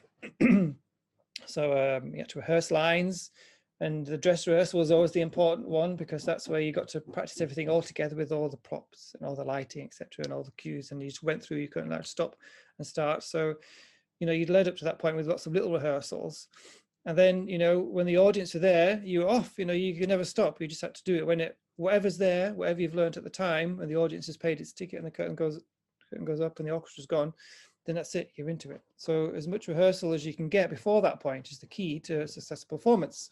And professionals would do it so that they can't make any mistakes. The difference between an amateur and professional, I was told when I was at college, which is very information I've never forgotten, is, you know, an amateur will do it. An amateur will rehearse something until they get it right once. A professional will rehearse so they can't get it wrong even once. Interesting, right? So we have to get to the point where we're rehearsing these things perfectly. And then when the time comes, we know exactly what to do. We're empowered because we've had the knowledge. We know exactly what it is we need to do. We just get straight in there. Now, the success or the failure of that isn't always depending on the rehearsal. It also depends on how strong the emotion is, and if we can recognize the opportunity at the time. So there is other factors, of course. And other factors, of course, we shouldn't forget things like, you know, it might just be because you're a bit tired and you didn't sleep well, so that's fine. It might just be that you haven't had anything to eat yet and you just need to have something to eat. So don't forget the practical things too, right? Don't forget that you just need to maybe get some exercise and get out and get some fresh air. We shouldn't always think, you know, so black and white terms with these things, but, you know. Anyway, on to session 2, which is where we are now. Awareness. We're going to do a little more, just a little touch on the awareness. Then we're going to go into anger and stress. Not meditating anger and stress, of course. I'm just going to meditate on some of the faults, if you like. And when I studied this text at the monastery, one was called Guide to the Bodhisattva's Way of Life, 10 chapters on 10 perfections. And there was one which is called the patient. It was Shantideva called it patience. This Indian master called it patience. But it was talking about anger, so I just call it the anger chapter. And of course, that's not quite right the way to say it. You have to be careful what you say. So we're not meditating on anger, right? We're not meditating on stress. Just be careful what we say. Let's do the meditation again then. Let's just recap. You know, we don't need to probably spend too much time doing the first 2 points here. So let's just spend a couple of moments meditating on the breath. Your body's probably already comfortable, I would think, after lunch. The danger after lunch is that you fall asleep, isn't it? I don't know what you're like, but after I've eaten, the danger is then we tend to nod off. So you have to pay some extra attention to try and keep awake. So if you like, you can keep your eyes open, that helps. Make sure the body's nice and upright. Open a window, let some air in. And just take 3 long, deep breaths in and out through the nose in your own time.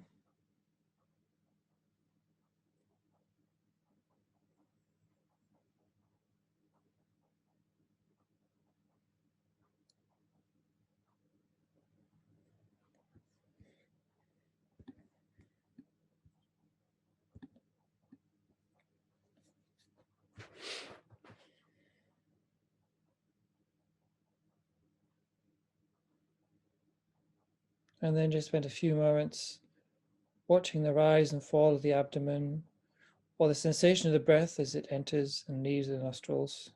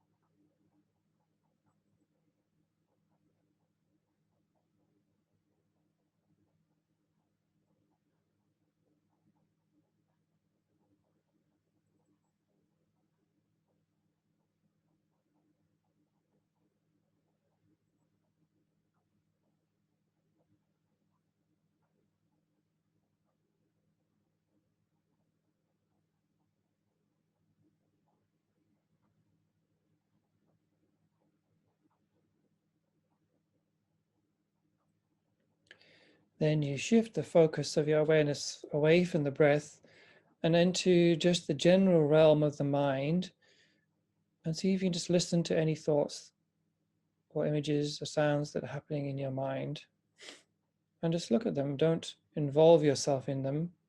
It's like you're just fascinated from a distance, and they'll come and they'll go. If there's no thoughts, that's fine. Just take a step back and observe, like looking at the clouds in the sky. The clouds, sometimes they're overwhelming and they completely cover the sky. Sometimes just small white wisps of cloud that pass by quite quickly. But all the while, the sky, the blue, clear, disappearing into the horizon, the nature of the mind is there.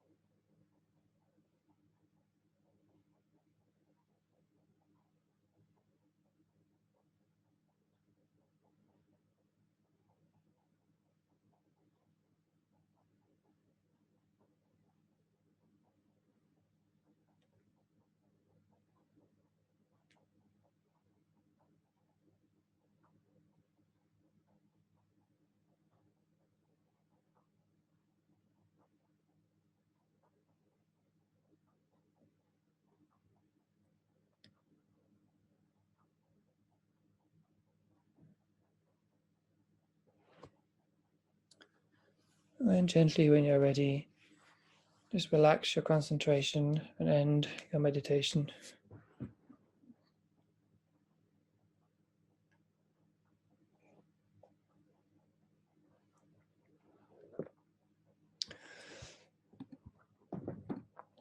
I should have put that as a meditation actually for the second session, shouldn't I, in hindsight? Sometimes the texts, Buddhist texts would mention these two meditations that are quite similar. Mind like the sky or mind like the ocean. Have you heard of those before? They're very helpful. So these meditations are not specifically counteracting any one emotional state or the other. They're just to try and, as a general cover of all of them, is first of all to get a grasp on what's happening in the mind at all, and then just for any thoughts that are happening to let them go.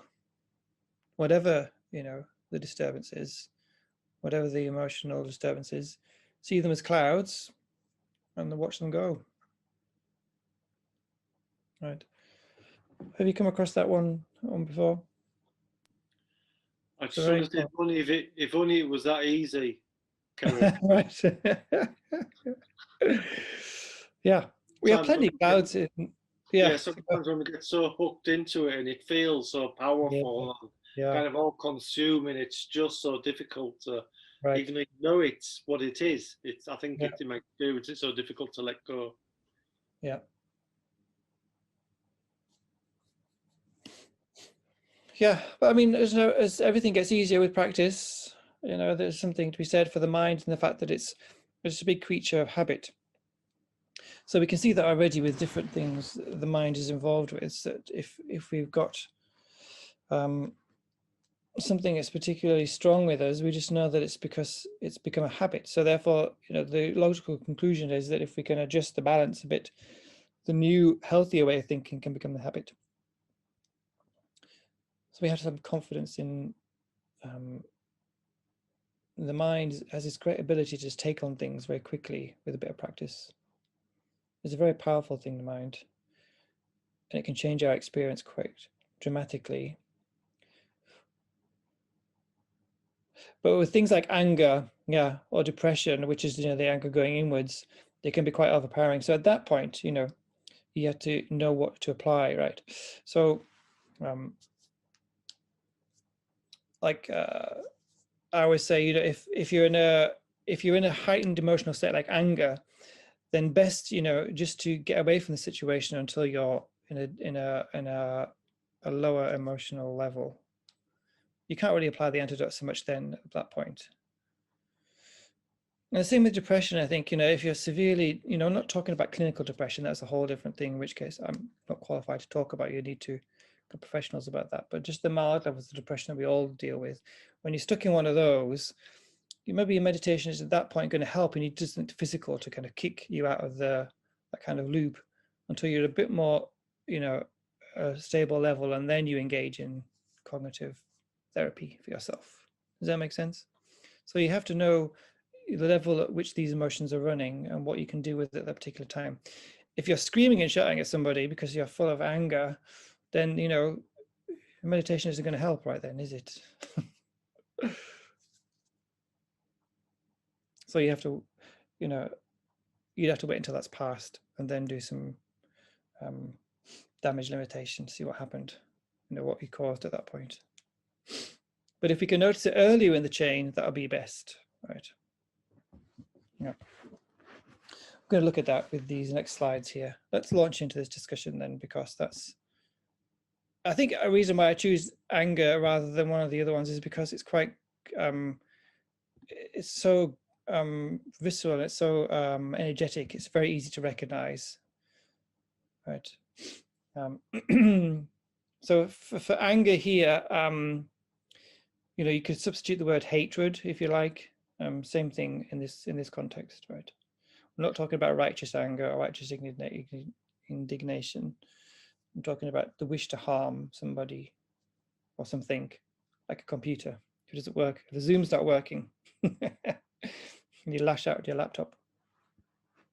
Want to harm the computer. I have to debate that one. If that counts. I don't know. Okay, so let's look at some of the characteristics. So here we're getting familiar with the enemy. We're learning what this particular out of balance state does. So when it's running, we can recognize it. Yeah, that's all we're doing here. We're just pulling it apart, getting to know the bits and pieces of this state. So when it's in the mind, we can know, is it this or is it that? Yeah. Because it might be that we're identifying anger, but it's not. You know, it might be something else. So let's just see, according to this, you know, system anyway. So something is happening here that we don't like, or we're not getting what we want. So let's think about that for a moment. That's the first step. So we're meeting something we don't like, or we wanted something and we're not getting it.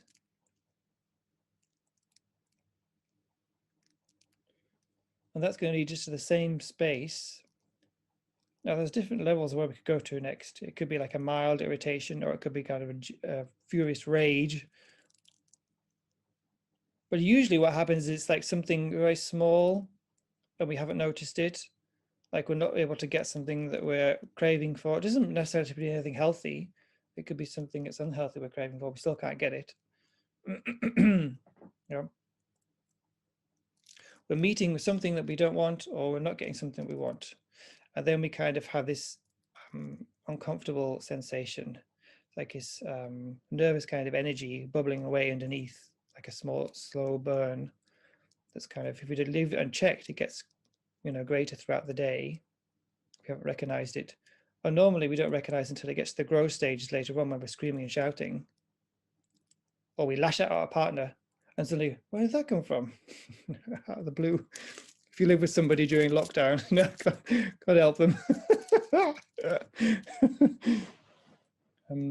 Right.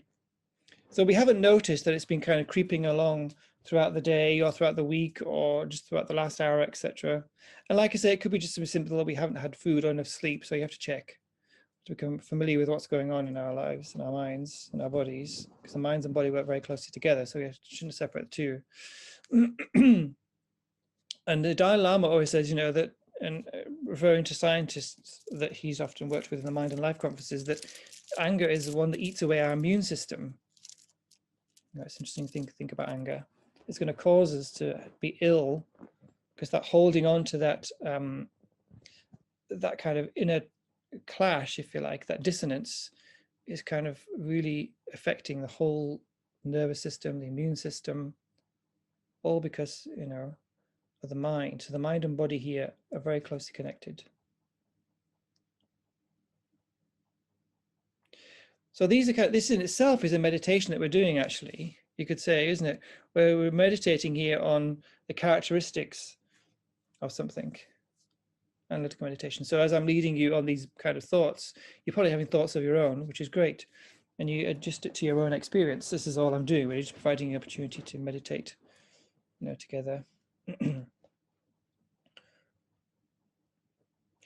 So what's happening here is that this then it generates into this kind of subtle energy of trying to push away, trying to push something out, to get rid of something, isn't it? It's like this. It's like when two magnets, you know, on the repelling side, they're trying to push each other away. So that could be, you know, your partner, if they're annoying you, you want to get rid of your partner, just say, "Will you just leave me alone for 5 minutes?" I don't have a partner, so I'm allowed to say those things. We might even know what it is we're trying to get rid of, but it's this state of, you know, aversion, or this kind of pushing back. You want trying to get something out of your space, out of your mind, out of your life, out of your aura, whatever, how you want to say it, you know, try to get it out, pushing away. That's either because you're meeting something you don't want, or like I say, you're trying to get something, you can't get something you do want. So therefore you're kind of caught in this cycle, right? And the awful thing about anger, let's look at some more characteristics of anger. The awful thing about anger is it doesn't let you go, right? As somebody mentioned earlier, it's one of those states that if you kind of just recall a little bit of the story, it kind of like grabs you like its jaws and it won't let you go, isn't it? Right? It's just kind of throws you around like a dog grabbing onto something. It just kind of drags you around for hours and hours, and you can't let go. It's like there's no way you can get out. It's just an awful sticky mind.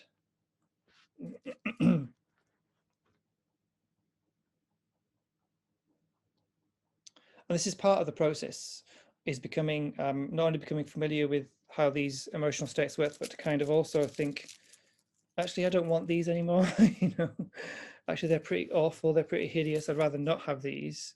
This is kind of like a byproduct, if you like, of doing this process together. And we have to be convinced that these are causing us damage. If you're happy with anger, then it's fine, isn't it? You can keep it. But if you don't want it, then you need to do some work on it.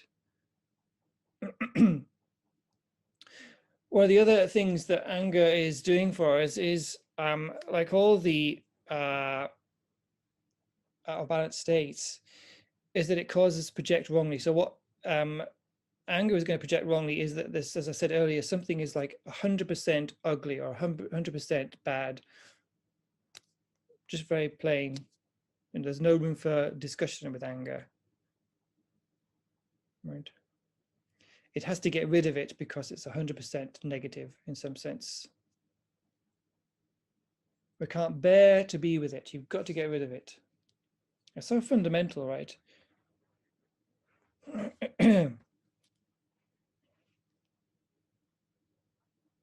So we can see it, can't we, happening in ourselves, and we can see it happening in others. And the problem is that it just feels, you know, it feels like there's no way for maneuver when anger's running, because it's so powerful. You can't even see that maybe you're wrong with anger. It's just you're 100% right. Isn't it?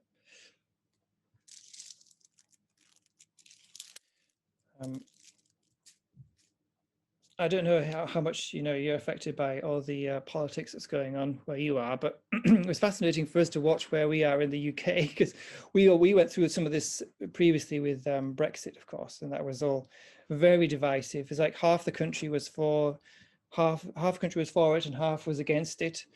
Families were against each other. It got really divisive, and it was just an awful time. You know, and people got really angry because they were absolutely convinced that, you know, Europe was the worst thing ever and we should be out. On the other side was just as angry because they think, no, how could you possibly leave our friends behind in Europe? We have to stay in. This is much better for us. So, and people got so angry because their view was 100% right and the other side was 100% wrong. So, you know, there's nowhere to meet, right, in the middle. It was just awful. And you can see this. I saw this. I'm not experiencing it like you guys, but I saw this with the Trump and the Biden campaigns, right? And then all the storming of the Capitol, etc. So it was just awful to see how people get so caught up and they're not able to let go of a view that might let something else in. It's like 100% this, all that, just very down the line, right?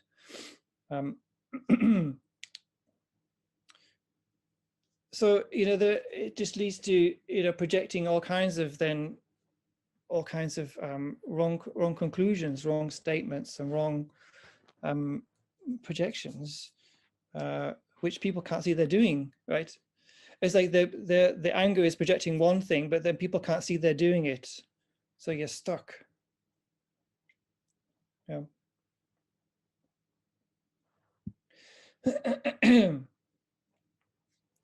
So let's look at some of the ways to get out. Here's some thoughts I put in here from some of the texts and some of the thoughts.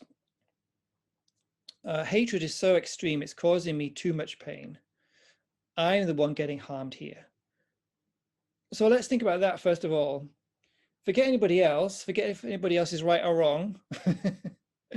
Forget, you know, if Brexit was the right choice or not, or whether Biden was the right choice or not. Let's forget out of that, but let's just think about what it's doing to you personally, that emotional state. Try and think of it that way to start with. Are you enjoying it? Is it great? You know, you wouldn't, as I always never forget Venerable Rabina's example, which says, you know, you wouldn't sit there, you know, and just think, I'm quite relaxed. I'm having such a great time. I'm just going to sit here and get angry for 10 minutes. You know, I'm feeling quite nice and relaxed and calm. I'm just going to sit here and get angry for a little while. Why not? You know, it'd be nice. You just wouldn't do it, right? Would you? It's just insane. It's obviously an emotional state that you don't want. We all recognize that, right? And yet, it runs. I mean, that shows, the conclusion for that is it shows we're out of control, but that's another whole debate, another issue. But so you have to think about you're the one getting harmed. Your immune system, if you've got a weak heart or something, then, you have to think about your health. Your heart's going to be racing, your blood pressure, it's eating your immune system, it's going to give you headaches, it's going to stop you sleeping, it's going to make you depressed, it's going to make you anxious, it's going to make you apprehensive. Not to mention the fact that, you're going to be projecting all these things around the world that are not true, that are false, and you can't see it. Who wants to be mistaken? We all like to be in control, right? We don't want to be ignorant. We all want to be correct. And that's the thing, even those, one of the things about anger is even those people that we would normally help and normally love, who are close to us, will even hurt those people. Isn't that one of the worst things about anger? You'll even hurt those people that you normally love and care about. It's heartbreaking, really.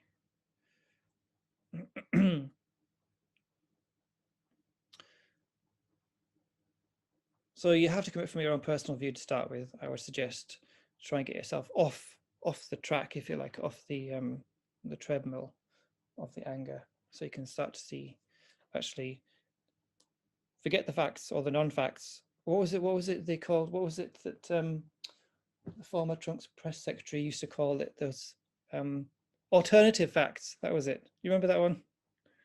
Alternative facts, is that what it's called? I can't remember now. Whatever the facts are, it doesn't really matter. The point is that this emotion is causing you disturbance, so you have to get off and just give yourself a bit of space. Yeah.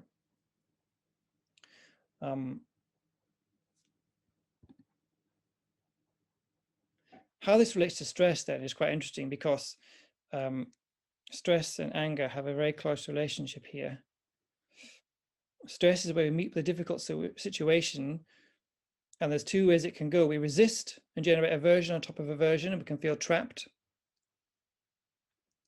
It might then move to some other state, like low self-esteem, depression, or fear, for example. Or we accept the stress and use it to evolve, transforming problems. So this is very exciting. This is where we're going to get to here with using stress. Actually, you want the stress. That's going to be my message from this session, just right. You want stress. Okay, that's what we're going to think about now. How else are you going to practice? How else are you going to get better at, counteracting anger and depression unless you have anger and depression and people to make you angry and depressed? Interesting thought, right? Now we're going to turn on its head. We are going to take back control here. It's inevitable that we're going to meet situations that make us stressed and angry,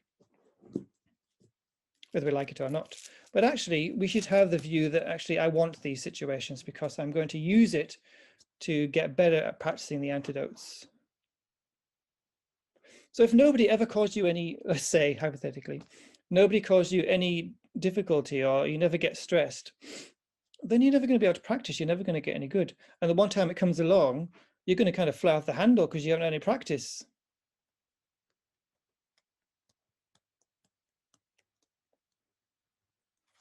Isn't it? So you actually want these situations. This is the real practice, right? This is the real nitty-gritty. The practice is you want these situations. Otherwise, you're not going to be able to deal with it when it comes along anyway. So let's look. What I've done here is I've just copied in a quote from Terry Waite. I don't know if you know Terry Waite. He was somebody who was dealing with a situation in Ireland. And he says here, suffering is universal. You attempt to subvert it so that it does not have a destructive negative effect. You can turn it around so that it becomes a creative positive force. We've all seen examples of this, haven't we? People who were kind of persecuted, people who were suppressed, but they actually used that to grow and get strong. We all experience suffering, for sure. But it's different levels of that throughout, the universe, different levels on our planet. But where we are, in the more well-off countries, let's not beat about the bush here. We are in more well-off situations than most. Our suffering tends to be more mental than physical, isn't it? We're pretty well cared for in terms of food and shelter. We get support mostly from the government for this, that, and the other healthcare here in the UK. Well, it's like in the US anyway, a bit more complicated, I think. But generally speaking, we're not so worried about the physical things we can manage. It tends to be more the internal dramas for us in the richer countries. Right? But the suffering is the same. Suffering is suffering wherever it's found. I wanted to just look at some scientific studies here about this to see what the science says. Right. So here's some things to think about. Stress may actually be correlated with longevity if a person doesn't view it as a negative. So here's a study.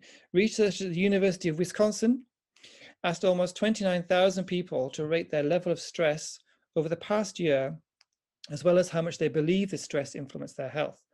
A little amount, a moderate amount, or a lot. Over the next 8 years, public death records were used to record the passing of any subjects. So this is like, they're asking people whether they thought the stress was unmanageable or whether they can deal with the stress, and how well people relate to stress. Doesn't necessarily think about the levels of stress, just whether they felt overwhelmed or whether they felt they could cope. Yep.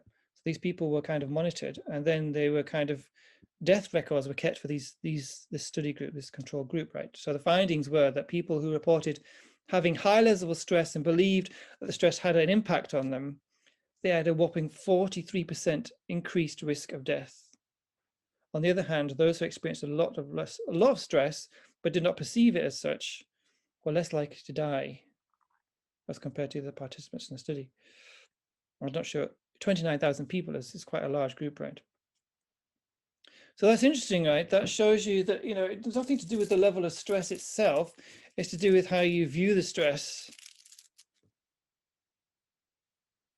See what I mean? The mind is so powerful. It really has a massive impact on how we experience the world around us. I'm going to put these in the chat, the slides from this talk, so then the links you can follow to the proper reports there. I'm just kind of summarizing them in these slides. Here's another one. Let's have a look at this one. Wait a minute. Sorry, go back. Okay. A possible antidote to negative effects of stress is giving to others. A study, lead author Michael J. Poulan of the University of Buffalo and his team interviewed almost 850 people, ages 34 to 93, living in Detroit, Michigan. Participants were asked to report stressful events that they had encountered in the past year and how much in the same period that they had assisted others. Deaths that occurred within the group in the next 5 years were tracked using obituaries and public death records. So the findings were every major stress event increased an individual's risk of death by 30%, but overall, this increase was erased for those who reported high rates of helping others, even if they additionally dealt with a lot of stress.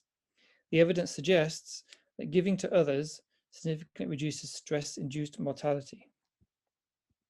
Interesting, right? I would never have thought of that one. Who would have thought, that a generous heart in helping others would be able to, even though it would probably bring on some stress in some situations, right, is actually going to help you cope better with stress. So there's something to be said, isn't there, for this connection of getting out of our own rut and seeing something wider in the perspective of, other people are also experiencing difficulty. Maybe I can help. Maybe I can give something. Maybe I'll feel more connected to others in that way. There's something about getting out of this individual kind of mindset and thinking more about, actually, you could even say, thinking yourself as a few people or a community. If you think of ourselves as more interdependent with others, thinking ourselves, why not go the whole say, I'm not an individual, I'm actually a collection of people here, and I'm going to take care of the parts of myself, as it were, and start to extend your idea of who yourself is and think about the others in your group as part of you, part of your aura, or part of your experience. Then that kind of leads you out of being stuck in some of these minds, like stress. I'll put the link there. Here's some of the studies as well, which I've found. Stress can somehow help hormones to vulnerable areas. So again, look, you want stress because, these are going to help. There's a great talk here from Ted, which I'll put the link in the There's the slides there as well. There was a study done on rats as well, but I didn't include that one, which is something like they kind of give these poor little sentient beings stress tests. Anyway, these rats apparently showed some development of a certain brain chemical, which actually helped them cope. Stress can induce both good and bad habits. That's an interesting study to read there. Stress is enhancing mindset may have lasting effects. So that's about our approach to stress rather than the stress itself. So you want stress, you see? So I mean, this means that stress itself is not actually bad. It is the belief that stress is bad that is bad. That's another one of those statements that I have to reread. I have to be careful what I write, make sure it's correct, but I think that's okay. It is the belief that stress is bad that is bad. If you can learn to see that some of these situations are opportunities to grow and to learn, then you're already halfway there, right? Lamazopa says you should see these things as ice cream. That's his famous phrase, you know, saying the same thing in different ways, right? See problems as ice cream. So when the problem comes along, think, great, this is my chance to practice now. This is where I'm going to get better at it. This is where I'm going to learn. This is where I'm going to grow. So, you know, if we think about, you know, I think about my own experience, you know, maybe you have something similar. Those times in my life where things have been really stressful are the times where I've kind of learnt a lot about myself and about how I should actually use my spiritual path. If things are going along very nicely, I don't tend to do much work. I'm a bit lazy. So it's when I'm pushed out of my comfort zone, that's when I grow mostly. I don't tend to voluntarily push myself out of my comfort zone. I don't know about you. I'm quite happy where I am, thank you very much. So sometimes it takes, you know, somebody else to push me out. And working in a Dharma center does that quite frequently, so I'm very grateful for that. See, so Rinpoche, Lama Zopa Rinpoche, who asked me to do this job has been so kind because he helps me, you know. Whereas if I'd have just gone to a normal job, I probably would have just glided along, not doing much practice at all. And as a director of a Buddhist center, you have to really practice because everyone expects it, because, you know, it's a Buddhist center after all. You can't just get angry and do it like you have to behave yourself. So, you know. So it's great. So I have a fantastic opportunity to practice, you know, one day after the other. And it's so fortunate because without that, you know, where else would I practice? I probably wouldn't, to be honest. Let's look at something else here. In her book, The Upside of Stress, Kelly McGonigal, isn't that someone from Harry Potter? PhD health psychologist and lecturer at Stanford University, shares over 8 years, 182,000 Americans may have died prematurely because they believed that stress was harming their health. Over 20,000 deaths a year.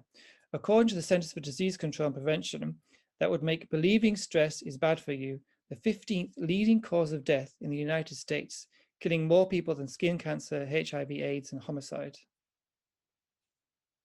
Interesting,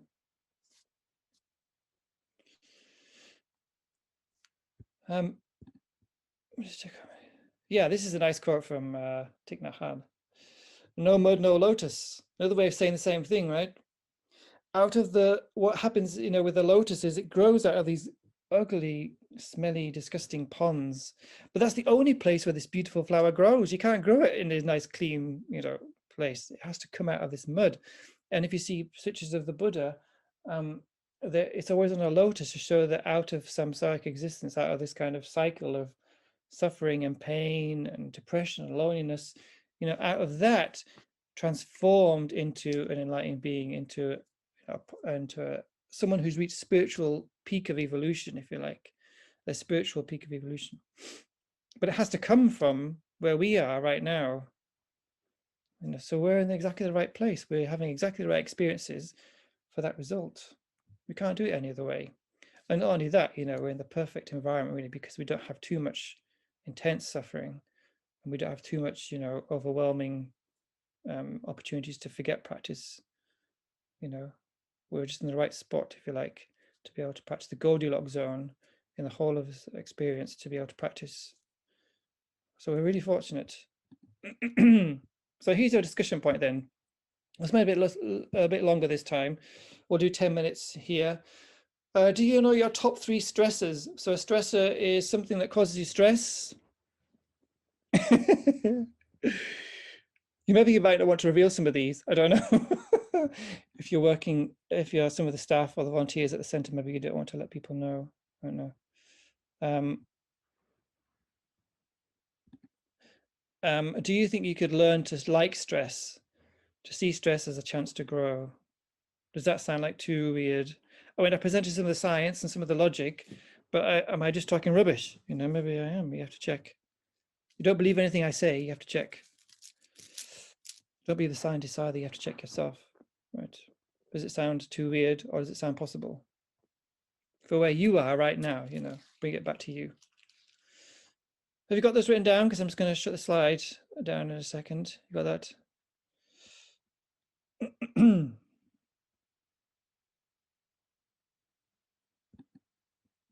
Okay, 10 minutes. Okay, we're all back.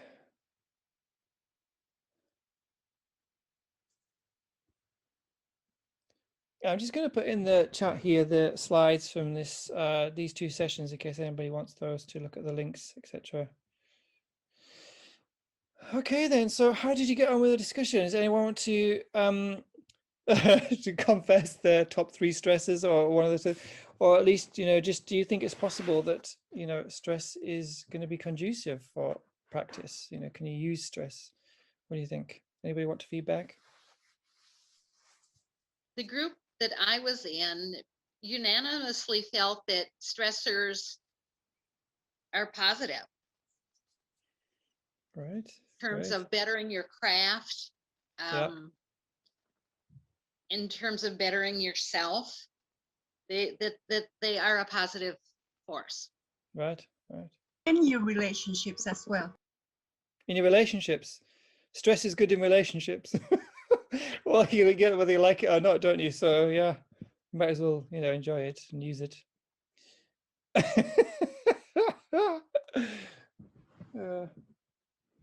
Yeah. I mean, as always, you have to be the small print. You have to know your level. You have to know what levels of stress you can and can't cope with.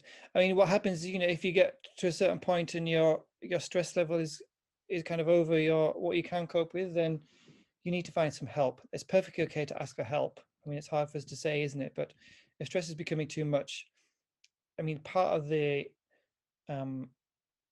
wisdom is knowing what you can and can't deal with, right? So it's okay to ask for help if the stress is too much. But if it's just the normal amounts of stress that we get from time to time, then yeah, use it. It's gold. So then you'll change your mindset. You'll start to see these moments where something's out of your control. That happens a lot right now, right? So when things are out of our control, and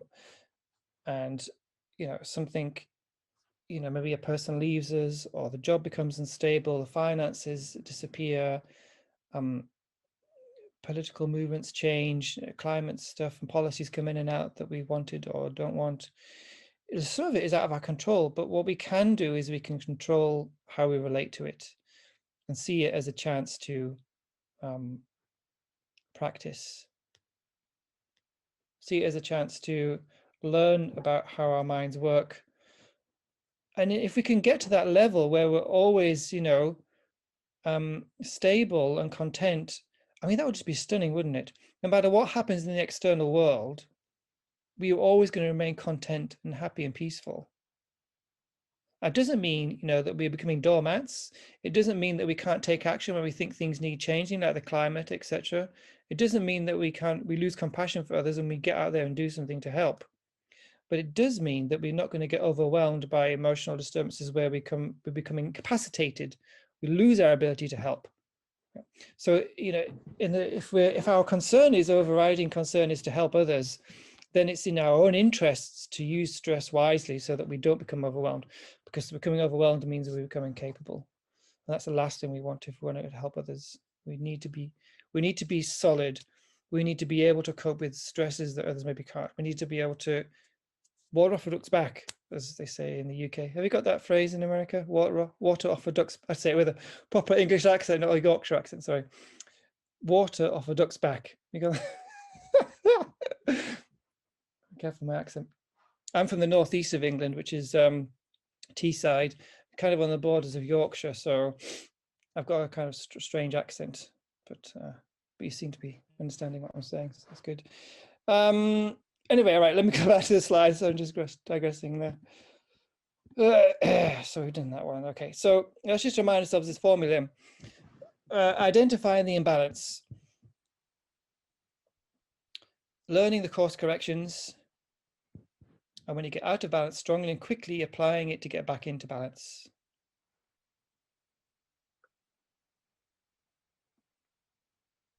So that might be, you know,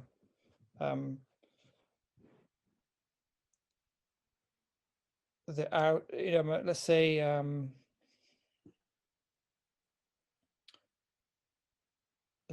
my boss at work is pushing me for targets and I'm not able to meet them, and I'm getting stressed. Someone's expecting something of me and I can't deliver it and I'm getting stressed. They're pushing me for a time scale that's not realistic, for example. That happens a lot with, you know, cutbacks and short staffs, etc. So let's take that as an example. And you can see that you're getting stressed and you're not able to deliver it, and they're getting pushed and you're worried about losing a job or losing face or reputation, etc. So then you need to identify that is happening. You notice that you're getting stressed, and you'll be able to distance yourself, take a little bit of separation from you and the stress. Think, oh, look, I can see that there's a version in my mind that's manifesting as stress here. There's something happening that I don't like. So then you learn the way to get back into balance. You can use it. So when we talk about stress, for example, one of the ways to think about stress is something positive. Actually, stress is good because I can learn something from it. I can adapt. I can change. I can maybe make some positive changes. It's only when I'm pushed out of my comfort zone am I going to learn about myself and about how I work with others, perhaps. You know, learning at a level, as we said, right? So that when it happens, if it's happening all the time, then obviously you just apply it right there and then. But if it only comes up for occasions, or when you think about it, when you're ruminating on it, then you can strongly and quickly apply it and get back into more realistic ways of thinking, more productive ways of thinking. Right. We're more productive if we're in balance, right? If we're in reality, we're able to deal with things a lot better if we're calmer and wiser, aren't we? We all know this. It's just common sense. But it's just getting back into that state, finding a way back, isn't it? That's the difficulty. So this formula applies to, you know, any of those, you know, 1 or 2 or 3, you know, the strongest emotional disturbances that you've got running in your lives right now. Identify those.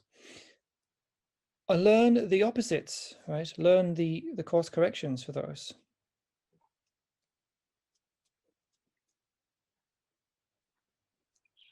Like, for example, anger is a good one because we all get angry, but how it manifests is interesting, because some people, it's like the fight or flight, isn't it, with anger? You either want to fight back and you push that way, or you kind of go internally and then it kind of eats away and causes sadness and depression and low self-esteem, anxiety, etc. So there's different ways that anger goes. So you have to know your own habits. You have to know yourself really well to figure out where that's going to go. And if you see the signs coming, you know, if you know what your stresses are, then you can learn these tools and put them in at the right moments. That's also part of the process, right? Seeing what the stresses are, seeing when it's coming up, and being able to put it in advance. Now, ideally, you know, with anger, we want to be putting things in advance rather than at the time, like I say, because anger is too powerful to deal with at that particular moment. It needs to be something in advance. So when you notice the little kind of niggling thing in the background, that kind of dissatisfaction, that anxiety, that's kind of low level, that's when the point where you need to strongly and quickly act that moment. That moment, when it's in its weakest, that's when you need to overwhelm it, overpower it, completely overwhelm it with a strong antidote of loving kindness meditation, or the disadvantages of anger for yourself. You put something in there that's going to overwhelm it right at the beginning. Don't think because it's just like a strong, weak kind of beginning of anger that you need to apply a little weak antidote. It's got to be really strong right at the beginning. And you stamp it out right there and then. It's like a fire, you know. Well, so a few little flames, that's the chance to stop the fire spreading. If you leave it too late, then the whole house burns down, you've lost it. So you have to get out there quick and do it. It's the same, you know, with afflictions, the deluded states of mind. And then, you know, you can relax. You know, who wants to be stressed with anger? It's such an awful mind. Who wants to have depression, low self-esteem? It's easy to say, you know, but we are in control, and we can learn to take back control, take back control of our borders, as Boris Johnson would say, the Conservative Party. Sorry, sidetracking. So in summary then, here's some things that we've looked at today. I just thought it might be nice to do a little summary, then I'll just leave a chance for you to ask any questions if you've got some. You are not alone. We all experience difficulty. It is our shared humanity. We're all experiencing difficulties, especially right now. I mean, this is a unique time in history, right, to have a global pandemic. It hasn't happened in my parents' lifetime. It's only happened in mine. Where we're all experiencing something so dramatic and so, you know, all-encompassing as lockdowns and sickness and death. So we're all experiencing this together. And that's, you know, a powerful thought. We need to think, you know, my neighbors next door are experiencing it. It's not just me. I'm not alone. You have the power. That's the second point I thought would be nice to take away from this, is that by learning about meditation techniques, learning about your mind, you are then empowered to take control of your own experience, your own lives, become your own therapist. It's all the same kind of thing, right? Meditation is a specific way of dealing with these issues, and it might not be something new. It might not be something you've come across before, but it's worth a try. You know, if you're not used to meditation, just to try doing 5 or 10 minutes a day, rehearsing something, rehearsing a series of steps that will help you take control of one of these aspects. I would say for meditation, it's important that you do small sessions regularly. That's really important. Don't do like 3 hours once a month. Better to do 5 or 10 minutes, 5 or 6 times a week. That has much better impact. And you have to leave, you know, the meditation session feeling, you know, you could do more. If you leave feeling you could do more, then that's perfect. You hit the nail on the head. That's the right amount of time. If you leave feeling tired and stressed, you know, then you've probably overdone it a bit. So just lessen the time, lighten it up a little bit, and leave, you know, feeling excited about it. Feel like you could do more. That's the best bit there of meditation. And meditation is a whole technique. It takes some getting used to. But with analytical meditations, it's just thinking. Don't mystify it too much, right? It's just thinking.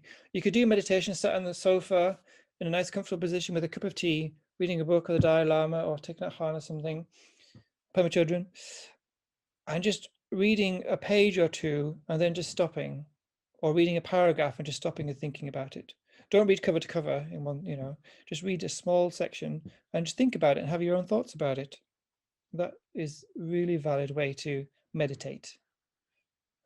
But be specific. Choose a book that deals with something that you want. Don't read everything.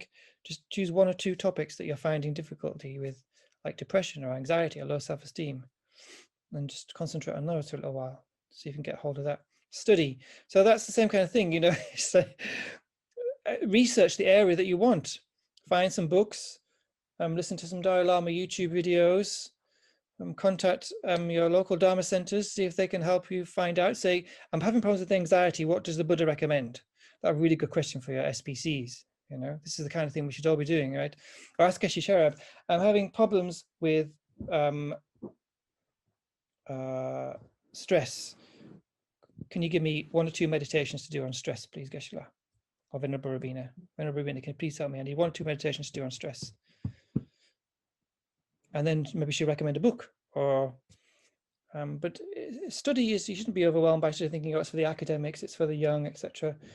It's just exploring a topic that is going to be helpful for you. So if anxiety is your thing, do some study, get to know anxiety really well, pull it apart, get to know the parts of it, get to know its functions, get to know how it works in the mind, get to know when it arises, get to know what its triggers are, get to know how long it lasts, get to know, you know, what it does to the body. Find every single possible detail you can about anxiety. Get to know it so well inside out. And you can use stress. That's where hopefully something else you've got from today is that you can use it. Some of these things are not necessarily, although in the end it'd be nice to have no stress, but while you've got it, you can use it. In the end, these are all little antidotes for little minds. In the end, we're aiming for the overall overriding mind, which will clear all these away, is the mind that understands reality. And that's a big topic outside our remit for this one. But that is the underneath it all, that would be the best one. Because like I say, all these afflictions and out of balance states have this theme of being out of touch with reality. So if we're able to see reality directly, then all the others can't arise anymore. They won't be able to function. That'd be a grand score to get to. That's where we're going to aim to, in the final place. But until then, we have to get familiar with its kind of branches. Till we get to the trunk of the tree, you have to get familiar with the leaves and the little things on the outside and gnaw our way in. Yeah, so that's what we're doing here. Before we get to a dedication then, I just thought I would allow you a chance to, if you want to kind of come with any points or any questions or any comments before we do a little dedication and end our time together.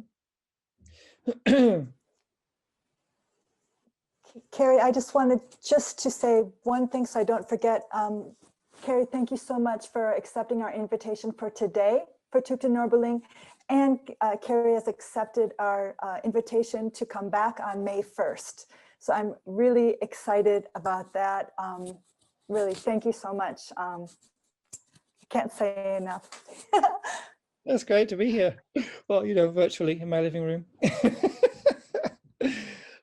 Yeah, I mean, Venerable Rabina tells me about all the great work you're doing over there, and it's really special to hear. And your website looks amazing, all these great talks you've got. So, it seems like some centers are doing better than others in lockdown. Some have kind of panicked a bit, and some organizations generally have panicked and kind of locked down and are not moved. But you've really gone with it and adapted what people need, and that's going to help you in the long run. If people see that the centers are supporting you, your members, and adapting to the time, which is getting online and doing everything where people are, then this is going to be really beneficial, I think. So stunning job there, really, really well done. I just, well, first of all, I just want to thank you, Kerry, but I didn't want you leaving without you knowing. You mentioned something about you being from the Northeast. Yes. My father was a Geordie, and my family on the English side, they live in South Shields. Oh, fantastic. That's a bit further north than I am even. I'm from Redcar near Middlesbrough. Andrew, where are you from in the UK? You're from down south, right? Is that right? No, I'm from the Wirral, so Liverpool, but I grew up on the northeast coast near Redcar, Scarborough. I see. Yeah, it's another northeast connection. Yeah, Geordie is a very strong accent. I don't have Geordie, fortunately, or unfortunately, depending on. That's what I thought. I thought, oh, but he doesn't have that really strong Geordie accent. Right. So everyone can understand me okay, it seems. So that's something.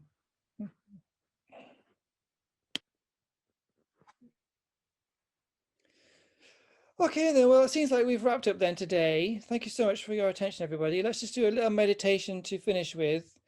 And it's just a way to kind of just take a few breaths and think, how amazing we spent this time together. Positive reinforcement. First of all, just have the thought that you spent your time doing something really positive, and kind of have that happy feeling that actually, yeah, I did something really valuable with my time.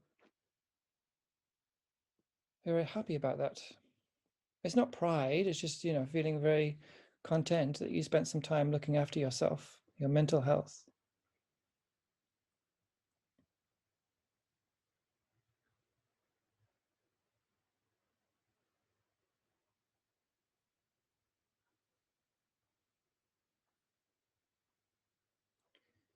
Maybe bring to mind one or two thoughts, basically we've been meditating for the past 4 hours together. I've been leading you in some thoughts and you've had some thoughts of your own. So maybe you made some notes about those. Well, then you want to come back to those, things that you haven't quite understood or you haven't got a hold of, or you want to investigate further. Do some study, ask your other teachers, etc. And make it your goal to investigate those further. Don't let it go to waste, you know, whatever precious thoughts you've had.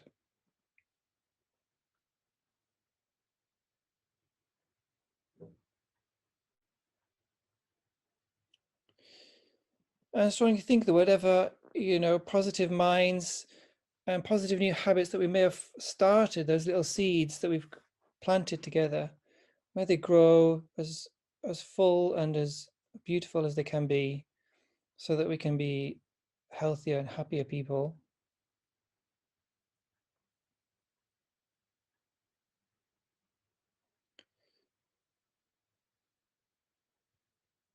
If we are healthier, happy people, then we're more stable and more benefit for others.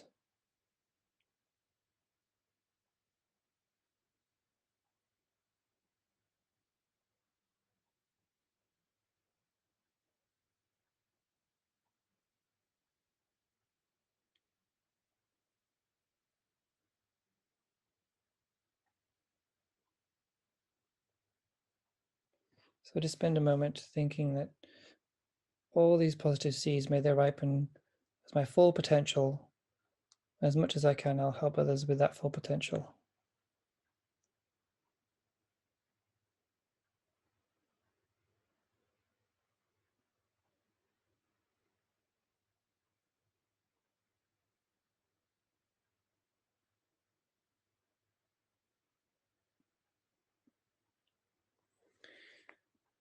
Thank you so much, everybody. I finished a little bit early, but that's okay, isn't it? It's like 3 minutes to whatever the time is there. I can't remember now. Anyway, it's just good. 9 o'clock here. Lovely to meet you all. Thank you so much. Hope I get to see you all again in May when I'm back. Thank you very much to Mary and the Centre for organising it. Very special. Thank you so much. Thank you so much.